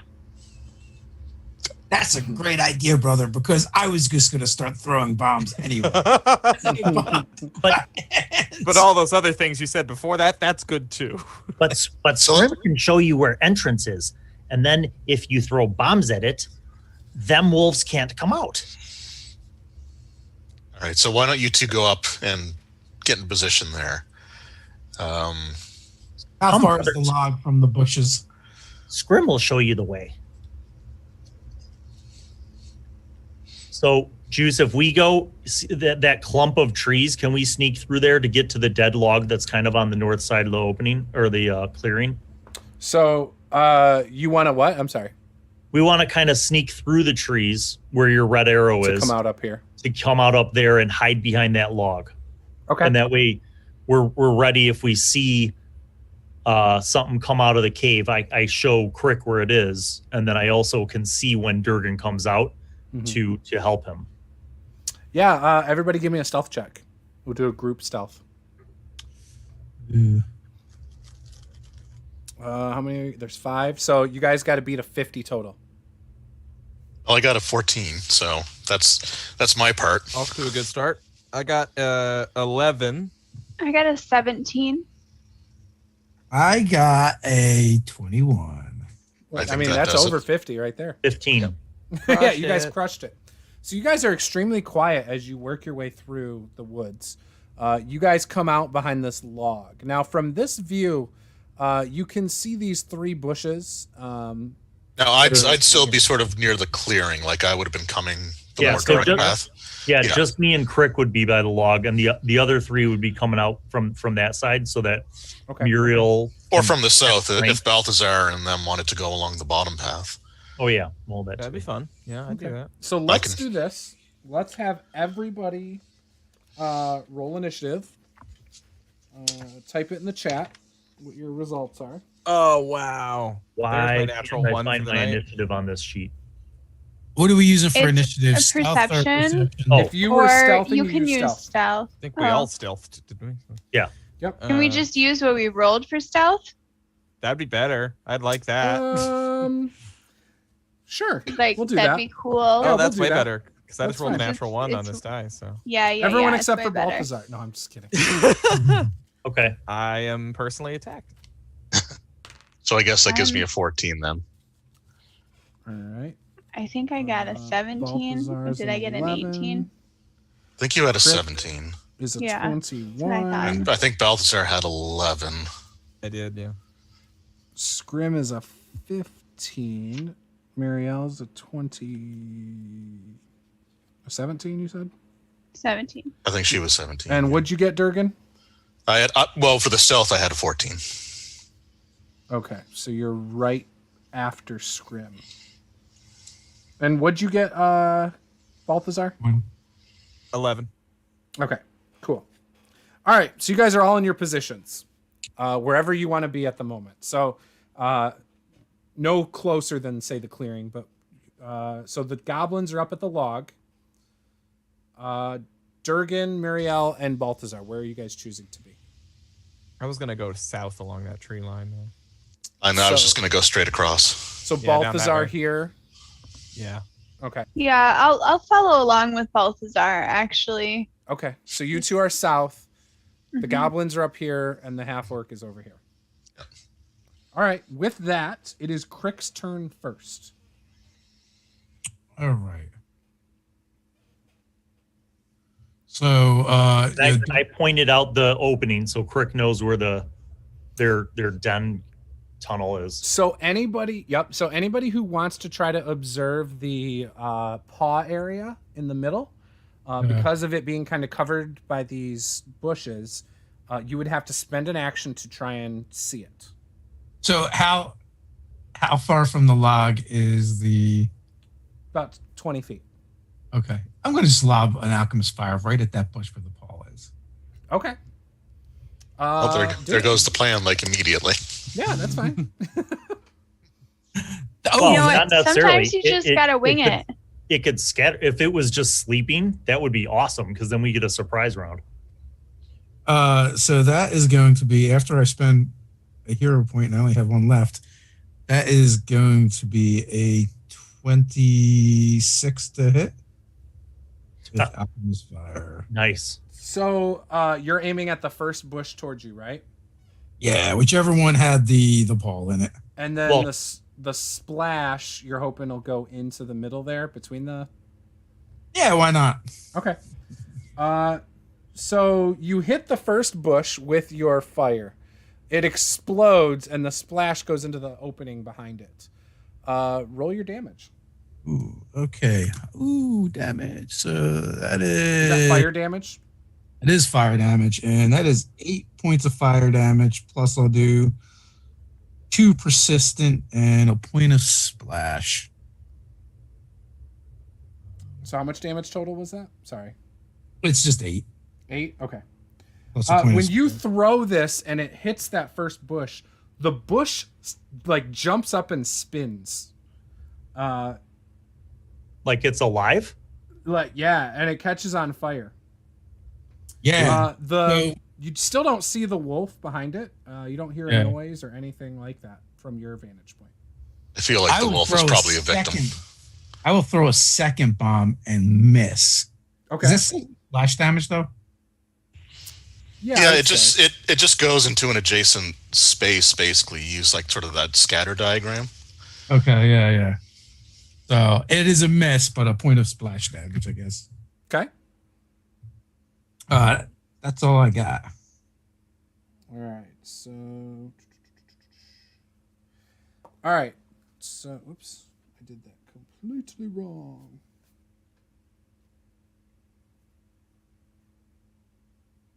Okay, got it. All right. So that first bush is on fire. It is now Marielle's turn. So, And you're down here. yeah, the bushes are just on fire, and now they're One spinning bush is, around the top each bush. other. Nope, just the top bush moved. That And was it's the one just that was spinning hit. around. It spun around just once and like stopped. Like it's in process, I Curious. should say. I shouldn't say it stopped. This is all happening at the same time. So, yes, But it's reacting like it's alive. yes, it's reacting to being hit by fire. I'm gonna turn and look at Balthazar, and I'm gonna say, "Do you think we need to kill the bush?" Well, the bush. If it was aggressive, I would say yes, that would be fine. As it is, Crick just threw fire at it and it spun around. So, at the moment, I don't think it's really a problem. Just Yeah, I mean, that's what I think too. I think I'm just gonna continue to move around Yeah, screw the bush. The circle, honestly. I'm going to keep my eye on the bushes, but I'm going to continue to move around. Okay. Are you moving left? Yes. So, like over here? Yeah, just continuing around that clearing, whatever that tree thing is at the end. Do you want to use all your actions for that? Yeah, I'm just going to continue moving. What's your movement? I don't see why we need to attack the tree. It's not going to come after us. Great question. Or speed or whatever. I feel it's like 35 because we had to look this up last time. Okay. So with all three of your movements, you can get close to that opening. Okay. As you do, the smell of rot is really strong.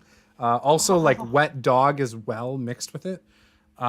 Which, for this morning, you have actually not smelled rot all morning, really, other than as you got closer to here, because Balthazar showered. So, you know. Mm-hmm. I was rather enjoying it. All right, Scrim, what are you doing from behind your log up there? So just to be clear, I don't see the wolf get up or the paw. So if you want to spend an action to look at the wolf or see if you can spot it, you can. So give me a perception check if that's what you want to do. Well, perception is bad because I rolled a 1 hero point. Perception is better when you roll a 17 plus 7 is 24. So you do see the paw. It's actually, you see the body of a wolf that is actually on fire. It got hit by the splash damage, but it is not moving. Oh. Bill figured this out, but I'm not sure if Scrim did. So think about that. Scrim probably thinks the alchemist fire killed it. Yeah. He probably is extremely confident in Crick's powers, and therefore he will hold the rest of his actions, if that's a thing. Yes. So you can jump out of order. So basically, what I want to do is wait, and if I see Durgan charge forward, then I'm going to go and help Durgan. Okay, so you're going to jump behind Durgan in order. Okay. Yeah. It is Durgan's turn. So Durgan. Okay. Draven. Yeah, Durgan. Yeah. So you'd have to take. Yeah. Okay. So is this plant still moving? Yes, it is still moving. Trying to put out the fire. It looks like.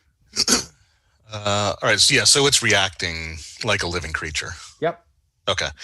So I'm going to move up. How far would I have to go to get 20 to it? feet. Okay, I got 25 feet. That's perfect. You could move up to there.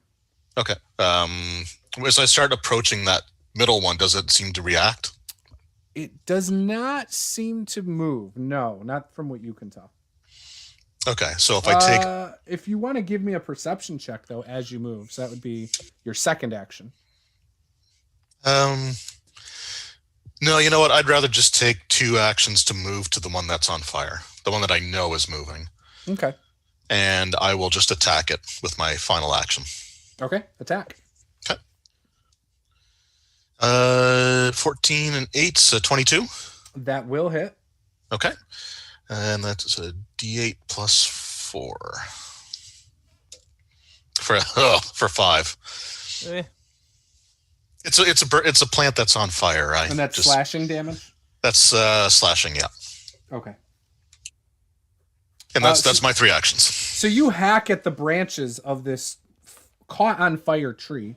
Some of the thinner branches fall to the ground. And it looks hot. It is not a were tree, by the way, Josh. And it is yeah. So Scrim, he just did his thing. You have 2 actions. What would you like to do? So I will move to the flank, to the 180 behind it, effectively. Yep. And I will stab it with my thieverous backstabbery. Okay. And is that piercing or slashing? It's slashing because I use a short sword. Okay. I rolled a 19, that hits. Which is it's like 27 total. The dommage is. And that was with the flanking bonus too? I didn't even add the flanking bonus. I think the in, flanking bonus is a +2, but that's not enough for a crit, so it doesn't matter, I guess. Okay. So total damage from the regular weapon attack is 8, and then I rolled a 2 for my sneak attack damage, so 10 total. So you hack off a large branch on it. The flanking bonus would contribute towards a crit because it's a total. He didn't. Yeah, but it wasn't enough to be. Okay, it wasn't. That's It wasn't. Okay. Yep. No worries. So you hack at it. A large branch of it falls off from your hacking at it, but it does seem to be still moving. Okay. Is it making any like noise or anything? Or? No, the plant is not. The bush is not. And Balthazar, it is your turn. Sister just went up to the den, right? Yes. Moved up. Okay. I'm just gonna spend all my actions to get up there with her. Yep. I'm not gonna go attack these fucking plants. I'm just gonna go back up, big sister. All right. So as you guys move over that way, Durgan is going to be attacked first by a vine that comes up from underneath you. 20 is going to hit, correct? 20 will hit, yes. Okay, so that's the first action. You're going to take... Oh, that's not too bad. 5 slashing plus... you start to bleed. You're going to take 1 persistent bleed damage. Oh, no. Each round. I can deal with that. I've got the combat medicine. So I can do surgery. No, I'm good. I can heal it myself. Its second attack. I mean, he's pretty skilled, though. I'm just saying. I love how we're in the he's middle of a pretty battle good. and debating the merits of Balthazar's ability to do surgery. I don't think he can do it as a single action, though. Nah, it's a whole thing. It's a whole thing. There's a whole ceremony that goes with it, though. It's like a 10-minute minimum process. Mm-hmm.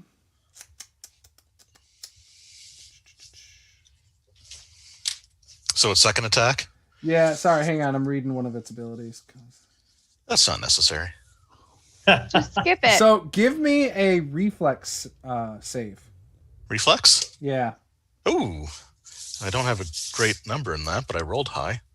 So that's 23, 19 and 4.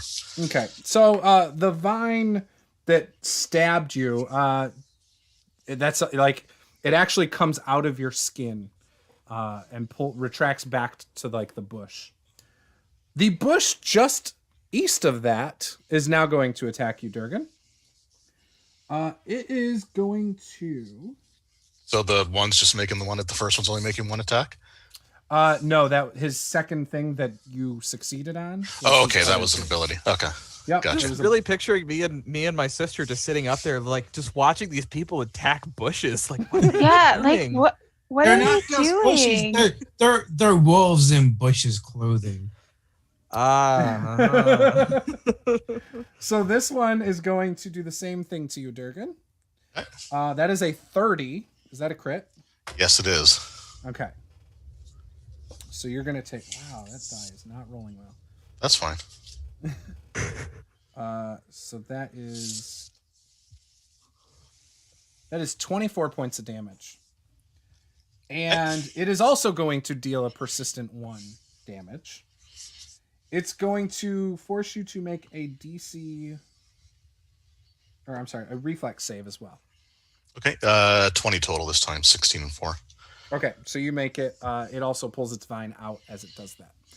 Now, this third bush is going to move up and attack Crick, right? Oh, the bush is moving. Scram. Okay. Yeah, you guys who are watching see that third bush now move. And then you see a now I'm vine starting to come see up. the point. You also And see just a attack. cloud of blood erupt out of my body. Nasty bushes. Yeah, they are. I don't like them. At least they pull it out, though. Or I'm sorry, it's Scrim. mechanical. It's you, I have a Scrim. mechanical question for. So Draven, with nimble dodge, it says the trigger is a creature targets you with an attack, and you can see the attacker. So does that is that a reaction kind of thing? Yes, that would be anything that is a trigger is a reaction. Okay. All right. So that gives me a little bonus to AC. Don't worry. I have a reflex I'm going to take here in a second as well. All right. Okay. My AC then is 17 Juice with that. Okay, so it still hits because I rolled a 17. I got a 17. Okay. So you're gonna take 11 points of damage. And Before that happens, okay, go ahead. I'm going to use my Retributive Strike reaction. Okay. So that's going to give Scrim resistance 4, so he takes 4 less damage from that attack. And because it moved up to attack him, and he and I were close to each other, I get to make a free attack against it. Nice. Actually, you're on the opposite side. You're right moved. here. This one moved from here to there. It didn't. It didn't move straight up. Then it moved to like flank. It's not flanking. It just moved within range. It only needs to be like a within 10 feet. 90-degree flank. Oh, but- okay. Well, okay. Yeah. I don't get to make the attack then, but he still takes less damage. Okay. So I only take 7? Yeah. Okay. Cool. So that I also need a reflex save from Scrim. Fortunately, rogues are reflex supreme. But my dice roll was not. So may I, in fact, burn yet another hero? Yeah. So how many have you burned so far? Like 3? That's now I'm up to 3, but that was worth it because I rolled a 19 and I have a 10, so that's a 29. Oh, yeah. Okay. So you 29. do not. So you feel as the vine hits you and it hurts. It retracts down. Now, just so you know, this third bush, is still 10 feet away from you, though. Okay, So just so you know. but it's using underground vine networks to attack us. Yes. So they have reach. Okay, so Yeah. Yep. I know what I'm doing next round. And with that was all 3 of their actions, and it is now up to Crick. So, because of the persistent, does the one that's on fire have to make a saving throw? Yes. Uh, It's a flat DC 15 check for it to go out. Doesn't it have to elect one of its actions to do that? Nope. No, it can use an action to give itself a bonus. It has to okay. stop, drop, and roll. Yeah. Basically. Oh yeah. If it does that, if it I takes rolled a 2 19. actions, if it takes 2 actions, then it drops the DC down to 10. Okay, so it has gone out. Okay. In that case, I will lob another one at it. Does a 17 hit? Yes, it does. All right. This is on that first one, right? That was already on fire? Yes. Okay. So that'll be 7 and splash damage to the others. Okay. How How far is the range on the splash? Just 5 feet? Yeah, I won't do the splash to the others. I'll just do the splash to it, so I don't hit my party members. Okay. So it'll take 8. So this bush just falls over on its side as the fire goes out of the first fire. The second fire just keeps going on it, though. Take that, wolf in bush clothing. So that's your first action, right? How many? Oh yeah, that is. I will attempt to throw another bomb at one of the other ones. Okay. Which one do you Oh. want? The one that's farthest away or the closest? I'll go with the closest one. Okay. So you're attacking the one on the right there. Yeah, so that's going to be a 22, but it's a -5, right? Yep. So That hits. that'll put it at a 17. Yep, So- that hits. They have AC 16. All right, so that'll be 5 points. Again, I'm going to isolate the splash damage to it to not Okay. hit my companions, and it'll be on fire now. Yeah, there's not another target within 5 feet of it anyway. How much damage? Just 5. And it's fire, you said, right? Yeah, and I guess that one had already taken the 1 point of splash before as well. No, I didn't apply it last time to this. Oh, okay. All right, so that bush is on fire, and that was all your actions, I believe, correct? That I still have an action, but I'm not going to do anything with it. I'm going to stay where I'm at. Okay. Are you sure you don't want to do I'd say like a perception check on it or something, or a nature check? Because you can use your skills to try to discern information too, like weaknesses and things like that. Nah, Crick already knows. You think it's weak to fire? Burn it. Okay. It's a plant. Burn Everything's weak to fire, according to Crick.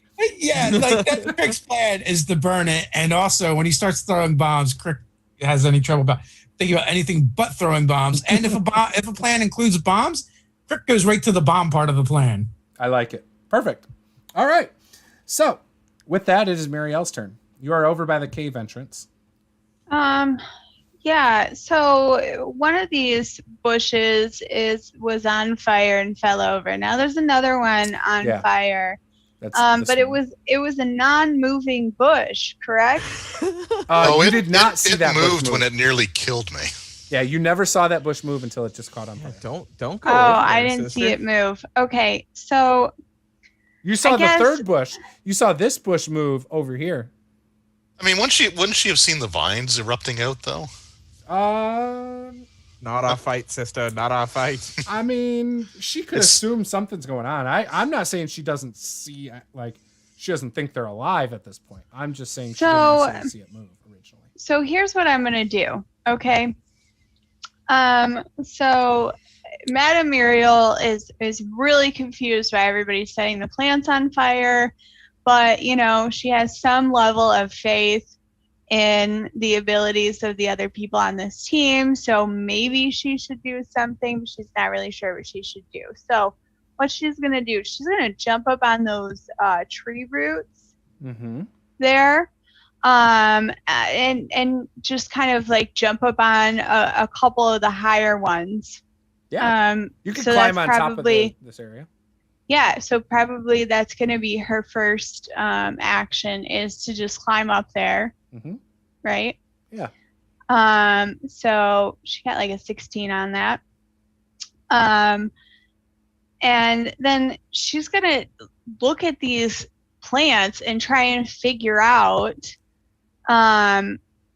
what is going on.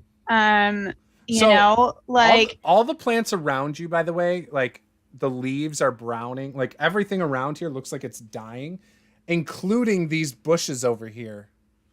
Like before they were even like this one that's not on fire even looks like it's sickly,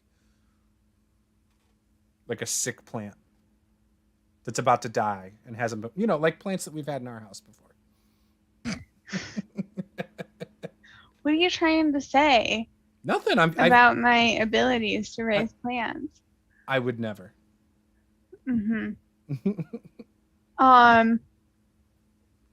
So she's just not really sure what to do, and not sure whether this would even be effective or not, but she's just gonna she just takes out her crossbow, and she just sort of miscellaneous points it at one of these plants, and she's just gonna fire at it, because it seems like she's supposed to be doing something, but she really doesn't want to be around a bunch of plants on fire. Yeah. So you're shooting the one closest to you that's not on fire, or are you shooting the one that is on fire that's furthest from you? No, I'm going to shoot the one that's on fire. Okay. Because so that one's it about, appears... Yep, that one's that's about what we're 45 supposed to feet away do. from you. Okay. That should be fine. So I got a 21. Hits? With an exceptionally impressive 2 points of damage. Boom. So when I say it hits, it passes through between the branches and comes out on the other side, hitting the dirt. Does not appear to have done any real damage to it. Okay. She kind of looks over at Balthazar and it's just like, I don't know. I thought I it don't was know. good. I thought it was good. So that's two of your actions. Balthazar You wanna gives him spend a your golf third clap. action loading the crossbow again. Yeah. Oh, sorry. I assumed I was taking one action just to look at all the plants and stuff like that. It was a good shot. Yeah, That's you fine. didn't necessarily have to unless you're trying to discern something about him. Yeah, if you didn't roll a skill check, then Yeah. Yeah, so then I guess I'll just reload the crossbow. Okay. With that, it's Durgan's turn. Okay, so the first thing I'm going to do, having gone from 32 hit points to 4 in a single round, I am going to use my new feat, Battle Medicine. Okay. Which allows me to, as a single action, I can do a medicine check on myself or on someone. It doesn't matter who it is. Okay. So I'm going to do that right now. Would you like some of my life force? No, I'm good for now. Okay. But have that on the ready. Be ready to tap my veins. Yeah. So that succeeds against DC 16. So I get 2d8 health back. 7 and 6. So I get 13. So that puts me at 17. And then the one that critted on me. Can I maneuver around so that I can be adjacent to the one that was attacking Scrim? So right now, that plant's right here. Mm-hmm. You're right here. This one is on fire. You could step through here and come around to the other side if you wanted to. Is that what I think that's what I want to do. So Okay. I'll attack the burning one first, and then I'll move over. Okay, so roll to attack the burning one. Yep. That's not bad. 17 and 8, 25. That hits. Okay. Crap, that's 5 damage again. So I'm rolled minimum damage twice. So then I'll move to be adjacent to the plant that was attacking Scrim that way. If it attacks him again, I can trigger that ability to get the strike on it. Okay. And that's my 3 actions. Awesome. All right, Scrim, you see your buddy move away from the burning plant to the opposite side of the one that you believe hit you last time. Oh, and one of those bleeding things stops. The other one doesn't. Okay. Bleeding things on you. The persistent damage I was taking. Oh, that's right. Yeah, I rolled a 10 and a 16. The other one stopped because it was from the dead plant. So actually, you're good.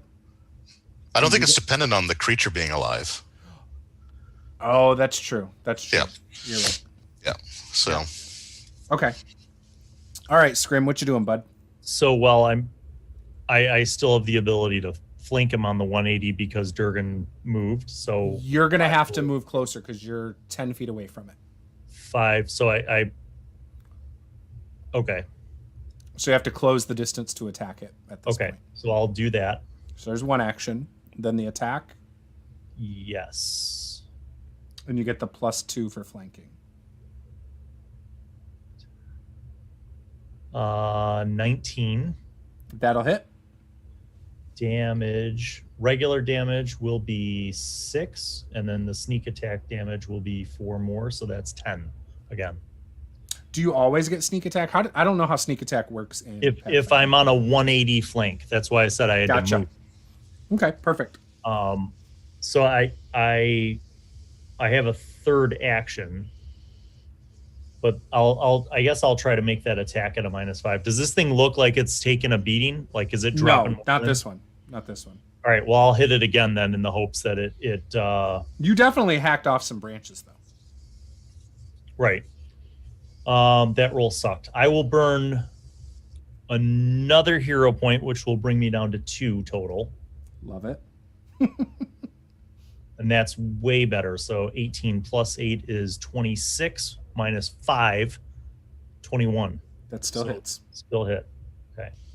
Now You get your sneak attack damage on each attack. let me add. All right. So 2 plus 4 is 6. Plus 1 is 7 total. It's So slashing. And Okay. the first round, 7 the second round. Okay, perfect. How much the first round? 10 and then Oh, 7 okay. the second round. Okay. So I did that wrong. Okay. Okay, so just to clarify how flanking works. So both of us the creature be flat-footed against both of us. Oh. So okay. so it's the same thing. It gets -2 to its armor class instead of us getting +2 to attack. So when it's flat-footed, it loses its dex bonus, correct? To its Nope, AC? just -2 to AC. Just a flat penalty. Oh, okay. So it's always a 2. Okay. Yeah, it's always I've 2. always just did a +2 for the attack rather than a -2 to AC. Yeah, the only reason it's worth distinguishing it is because to sneak attack, the creature has to be like flat-footed as one of the conditions. Gotcha. So, yeah. Okay. Thank you for clarifying. Problem with Pathfinder 2e is now I have 7 editions of versions of D&D in my head. Yeah. Yeah, and they all do these things just a little bit differently. Yeah, Right. Just differently enough to be annoying. Yeah. It's because they want to be different than the other games. All right. Well, they succeed. Yeah. So I would that's say it so. for my round. All right. Beautiful. Balthazar, your sister just climbed the tree above you Yeah. and shot a crossbow bolt across the land. And you see Scrim and Crick and Durgan doing their thing over there. What do you like to do?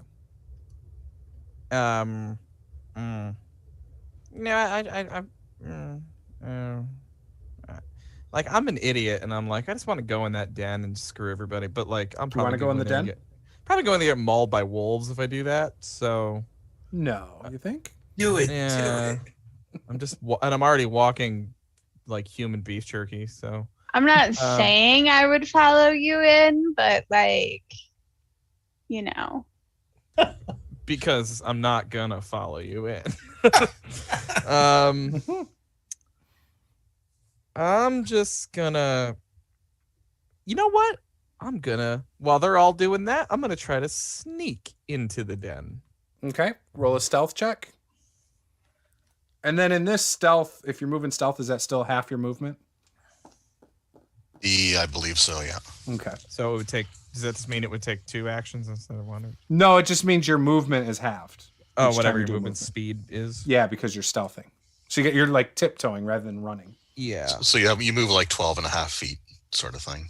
Whatever. Okay. It's like, I don't care. I don't care. You know me and rules. Ooh. Oh God. Oh, I'm gonna use a hero point. I've got a ton of them. Go for it. I rolled a Now, 2 normally, on them. too, just so you guys know, in Pathfinder, I'm supposed to roll your stealths and your perceptions, but I'm just letting you guys do it so you can decide if you want to use your hero point. Yeah, I rolled a 2 on that bad boy. So Okay. that is a natural 20, Perfect. which is a 21. I'm not that good at stealth, but I kind of needed a high roll. So when you roll a natural 20, if it was a success already, it jumps it up a level. So now it's considered a crit. Okay. Just so you know. So with that, though, what is your movement? What is your speed? That's 25. So yeah, Okay. 12. So and yeah, a 12 half. and a half each. So you were here. To get to here is going to be about 25 feet.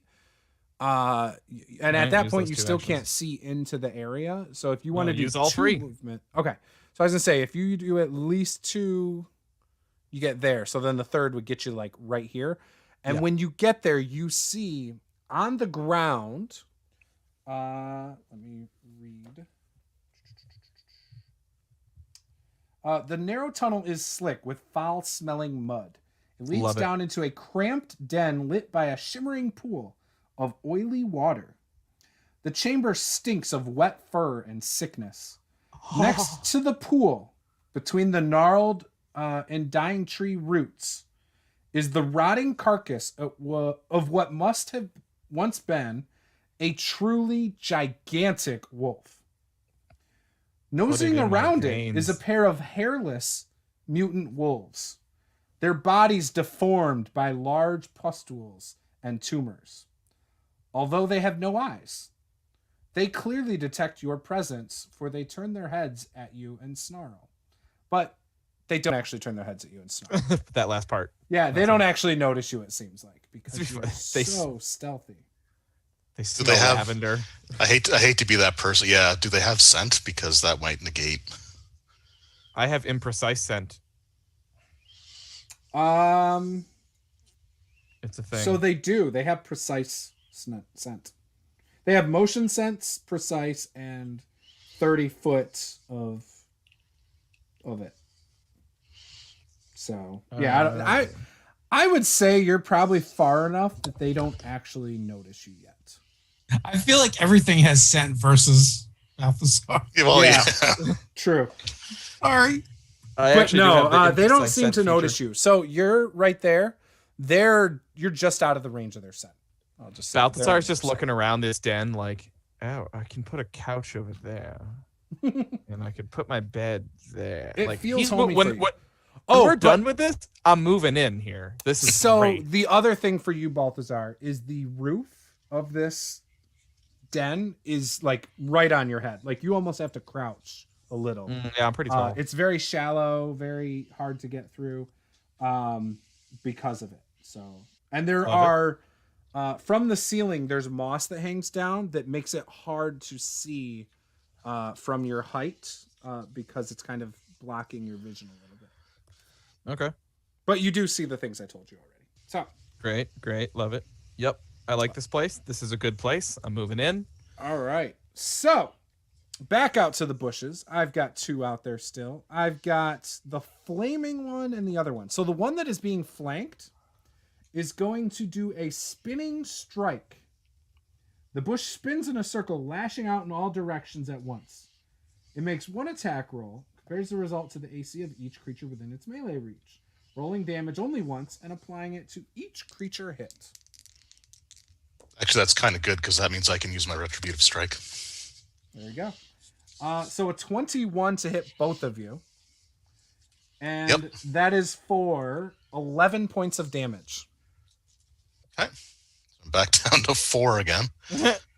But since it strikes me and then Scrim, I will use my reaction. So Scrim, you take you subtract that. You subtract 4 from that, so you take 7. Oh, awesome. And I'm going to attack it in melee. Okay. 19. Hits. There we go. That's better. So that is max damage. So that is 12. Boom. All right. It is still standing. Ah, The other one is going to move next to it. This is the flaming bush. So it is now right next to it, and it's also within 5 feet of both you. It is going to do a spinning strike on both of you as well. Does a 17 hit? no. No. Okay. Thank So God, guess because I it already doesn't used my hit either of reaction. you. Yeah, I guess it doesn't hit either of you then. So that's kind of a bummer. That's it. And the wolves inside the den don't do anything. They're just kind of laying there, just sniffing around and Aw. nothing.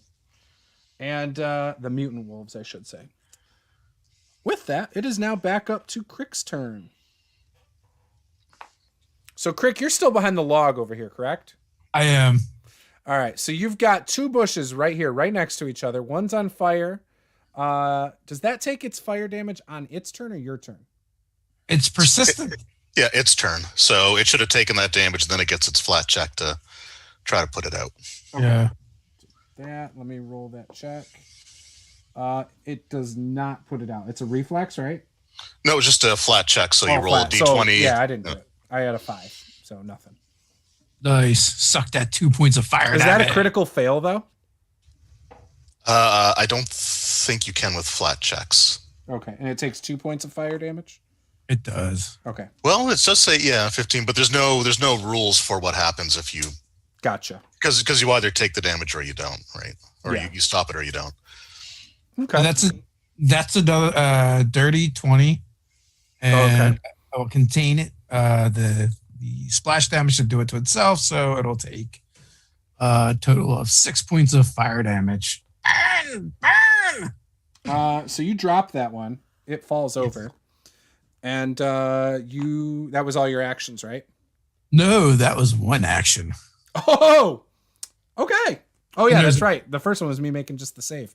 Yeah, Yeah. so you've got the other one that's not on fire still. Yeah. How far away is that one? It's only 5 feet over from the other one. The other one was like 20 feet. Okay. I've got Yeah. plenty of range. So I'll throw again. Oh, that's a 25, but -5. So it's only a 20. That still hits. And It will goes up take in flames. 5 points of damage. And let's see. If I were to roll again, it's going to be the die -3, right? Because it's a -10 on the. So it falls over on that attack. Oh, it falls over. Yep. Even better. and it is not seeming to move now. As the smoke in this area, like Muriel, like can see the smoke's going up really high from these burning trees. Yeah, I'm gonna use my last remaining action to jump on the log and do a goblin dance. What's a goblin dance? I think it involves a lot of butt shaking and waving your hands above. It's kind of like Beavis and Butthead when they would dance. Like I think it looks like that. It's like a headbang meets it's a headbang crossed with a twerk. Yeah, and yelling fire, fire, fire. So with that, the wolves inside have not been spotted, or haven't noticed you guys. So I'm gonna do this out of combat. I'm gonna ask you, Muriel, Durgan, and Scrim, since your 3 turns are next before Balthazar. What would you guys like to do? Are you going to hang out here, or are you trying to go in behind Balthazar? Oh, I'm going in behind Balthazar. I already told him I Don't would. pull up my spot. Okay. Yeah. So I'm assuming you're all then going to go, right? And just, Yeah, like, I would want to behind use him? my lay on hands on myself first. Okay. So what we're going to do is we are going to end the session, but Durgan, do your lay on hands. Okay, We're going to so- keep this initiative order for the next session, and the marching order is going to be Balthazar followed by Muriel, Durgan, and Shouldn't he just Scrim. wait and do his lay on hands then if we're just going to pick it up? No, No, I think he's assuming that we were moving towards the thing. yeah, I'm going to let you guys do all of that. When we pick up next time, it's going to be Balthazar's turn followed by the wolves. Okay. So I've got the initiative order right here. I'm going to write it down on my notes. I'll be good. But feel free to heal yourself if any of you wanted to do like your healing. Oh, Scrim, did Real you quick. take? You took damage, right? Yeah, I'm about half down. All right. So another action would be my combat medicine. So you get 12 points back. Nice. Session went by really fast. It did Didn't fly it? by. Mhm. Well, we spent a lot of time intimidating the sheriff, so Yeah, That was time well spent. I was going to say it was a good. So I feel like because we, obviously had like the first hour and a half with mostly role play, right? Like social encounters and stuff. And like the combat didn't bog it down because it was just that last, you know what I mean? Little bit. So I feel like that was a good pace. I don't know. It was a good session. Yeah. Yeah. I like it when sessions kind of go quicker like that too, because I feel more engaged. I don't feel like my attention starts to wander and stuff. Yeah, you're like, we're gonna end there. I'm like, what do you mean we're gonna end there? And I'm like, oh, that time. I want to watch WandaVision. That's my still haven't post watched Pathfinder, WandaVision. my post Pathfinder ritual. Yeah. It's 10 after midnight here in Nova Scotia, so I'm okay. I'm okay with ending it now. Let me remove the spotlight. Ooh, I still got spotlight. What have you done? What's going on? I don't know. I tried Oh, to my face. Oh, this is terrifying. I'm just a mouth. Wow. A mouth there and we a go. head. Oh, Does that fix it for much you? better. Yeah. Oh, I That didn't was know it like horrifying. forced you guys to do that too. That was So- terrifying. Sorry. So when we pick up next time, it will be Balthazar. I'm gonna write this down now.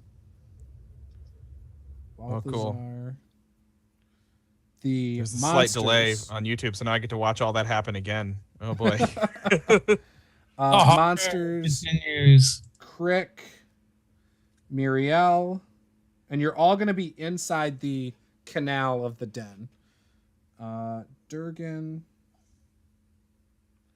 and then Scrim. That'll be the set. So yeah, I enjoyed that. I like you said, I actually think it went by pretty quick too, but I really liked that. So yeah, with that, if there's anything you guys want to plug, we can start with you, Colin. What do you got going on this week? I'm gonna keep it short this week. Just watch Twitch Black channel. Void. Black Void Into the Oblivious Depths every Wednesday at 6 Eastern on Weave the Tale. We've had 2 episodes so far. It's really, really good. I'm really happy about it. I run that show. I GM that show, and I run the tech for it behind the scenes too. Hmm. And It's really good. I see Anna's in chat right now. She's one of my players on that show. And yeah, it's been heavy. I've been really happy with the crew. So check that out every Wednesday, 6 to 9 p.m. Oh, you know what the hell? While I'm at it, when next week on our off week. So if you're not watching this great Pathfinder thing, instead go to my channel at 8 at that time, and you'll see that I'm doing an interview with Christopher Gray, who is the great RPG creator who made The Great American Witch, which is a game currently being played over on Weave the Tale. And he also made my favorite Powered by the Apocalypse game in the world, which is it's called The Happiest Apocalypse on Earth, which is a horror PBTA game set in a hellscape version of Disney World. And it's incredible. It's so cool. It's called Mouse Park. The great mouse is there to devour your soul. It's fantastic. So we're going to talk to Christopher next Friday at sorry, I said 8, I lied. Next Friday at 7 p.m. Eastern on my channel, Colinomicon. Nice. That's it. Very cool. What do we got going on, Paula? Do you have anything? We have tomorrow's game. Tomorrow we have Descent into Avernus. Yeah. And then Tyranny of Dragons next week. yeah, then the following week Tyranny of Dragons. Yeah, because Beckme was supposed to be this week, so it's not next week. Yeah, yeah. So It'll be awesome. next week is a low streaming week. That's true. Although this week Games. felt like it didn't feel really overwhelming either. It was supposed to be a busy week, but it didn't feel that bad this week. Over to Bill. What you got going on your channel this next week? Dude, I have too much. I need to figure out how to clone myself. I'm currently running 6 games, 4 of which are public. 3 of them a week, but so a couple Patreon, private games, and then new shows are just crazy busy. So every week we have the Lamenters, which is Lamentations of the Flame Princess, if you're into that old school D&D vibe.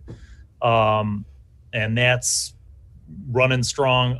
That pops on Tuesdays. High Adventure, which is D&D 5e, but it's set in my original world. And it kind of has a little bit of a mix of Conan the Barbarian meets kung fu movies. So it's kind of a really cool vibe going on. Nice. And then D&D with college students, Storied Sojourns, which is kind of a mashup of Mythic Odysseys of Theros and Tasha's Cauldron of Everything, with the cast from the Medusas now playing all new characters. So a lot going on. And then, of course, Monster Mondays. So, yeah, I'll probably be dead by the end of March because I'm exhausted. COVID, come on, man. It's been like a year of quarantine. You got to make it just a little longer. I'm trying.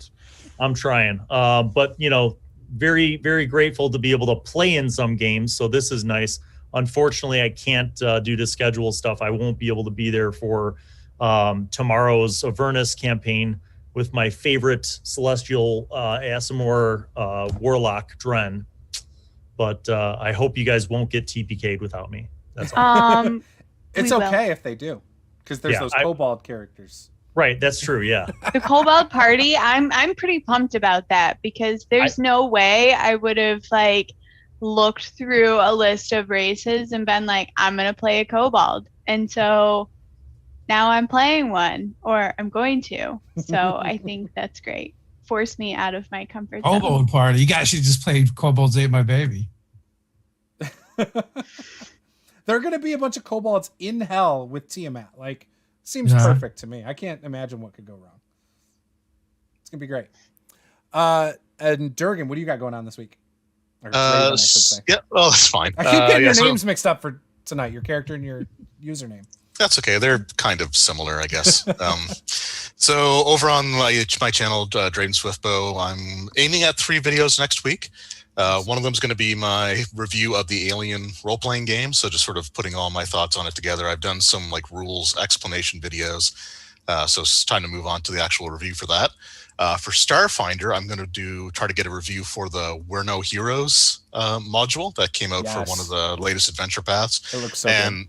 That one actually looks really cool because I don't have Starfinder, but I that looks really good. I've got the previews and stuff. Oh yeah, no, that one's because you're basically the title sets the tone because you're not meant to be heroes. You're meant to be like smugglers and anti-heroes, and it's like Han Solo, basically. Basically, yeah. Or worse, if you have "We're No Heroes." Oh, is the name of the module. It's making me think of for Starfinder. Oh, okay. The Starfinder role playing game. Yeah. You're making me think of Scum and Villainy, the Forge in the Dark game. Oh, okay. Yeah. No, this is by the same people that do Pathfinder. It's their science fantasy. Yeah. And then I'm actually going to be doing a sort of a product showcase for the Game Mastery Guide. So I've got like the pocket edition here. So it's just looking at the actual book itself and some of the other products that were spun off from it, like the screen and some other stuff. So just sort of showing what's out there. If you're a fan of that book, what other products you can buy to sort of supplement it. Perfect. So yeah, if you're interested in Pathfinder or anything like it, definitely go check out Draven's freaking channel. Don't Google Durgan. You're not going to find anything. Look up Draven Swiftbow if you're not familiar, or you might find in the description below you'll find it. Google it. Yeah, you might find something under Durgan. I don't know. Probably something horrible. Right. Dave, what's Nerdarchy got going on this week? Big guests on your live noon? Yeah, we got guests all week long, so the usual. I think we got someone on from Free League and oh, cool. I know you don't normally know till the day of. I'm just putting you on. I don't pay. Although I have the list up now, so we have, the folks from Deck of Many have a Kickstarter going on. So we got one of their designers on, co-founder of Tribality. Do they make the holographic cards? They do. The spell cards. Those look so damn cool. They also did Humblewood. Yes, that was like an adventure, right? $1 million Kickstarters at this point. So they're so cool looking. And also they're just really nice people. Like anytime I'm at a con, I see them there. They're always great. Had a D&D will be on. So we got, the normal and Nerdarchy Live, and then, the normal stuff going on the Nerdarchy channel and website. So pretty much almost like every day we've got something going on. So I've got some pretty big stuff going on that I'm going to try and do. So March, I'm trying to do 30 days of world building, where a video a day is going to go up. And I'll be honest, I'm a little intimidated by trying to get a video up every day for the month of March, as well as all the normal live streams and everything. So that's a lot, dude. Have you started shooting those videos yet? The answer is no, but I do have them planned out. I know I already was like, "Are you sure you're gonna do this?" And he's like, "It's gonna be fine." And I'm like, I mean, man, you do you. This Sunday, my goal is to get at least a week's worth of them done. So that's like a few hours of recording right there, just recording. I don't know how much I'm going to edit these videos, if at all, to be honest. They probably won't even get an intro. It'll just be video, including bloopers. And that's probably the idea. But it's okay. Be you like in the drive-through of a Wendy's, like talking about a topic. You know what? I'm gonna go buy like shopping, doing that would laundry, be great. Yes. Just doing chores and be like, like folding laundry and be like, the funny thing about armor is, and like, as I'm holding up like a skirt and folding it or something. Paula would love that because then chores would get done around the house finally. Yeah. Yep, I'm all over this. I got you covered, Paula. Bill, I'll pay you later. All right. Lovely. So with that, we also have our Pulp Cthulhu game on Thursday. And that's it really. We have the games that Paula already promoted. And so it's going to be a fun and busy week, but I'm looking forward to it. And the whole month of March, if anyone's interested, I posted the graphic online. I've got 2 tags for the month. I don't remember what they are offhand, but go over to my Instagram or Facebook, Discord, all that stuff. I'm going to be promoting it leading up to March. So 30 days world building for you guys to create your own worlds, and let's have some fun for the month and see what you guys come up with. So with that, I hope you guys enjoyed the Pathfinder game, and we'll see you again in 2 weeks where we will continue this. I believe this will probably wrap up late April, early May, if I had to guess at this point. Based on looking ahead in the module and where things are, that's where I think it'll be. It's probably like 4 or 5 sessions left. So we're just over the halfway point. So with that, this was Master the Game. I am Juice. Game on.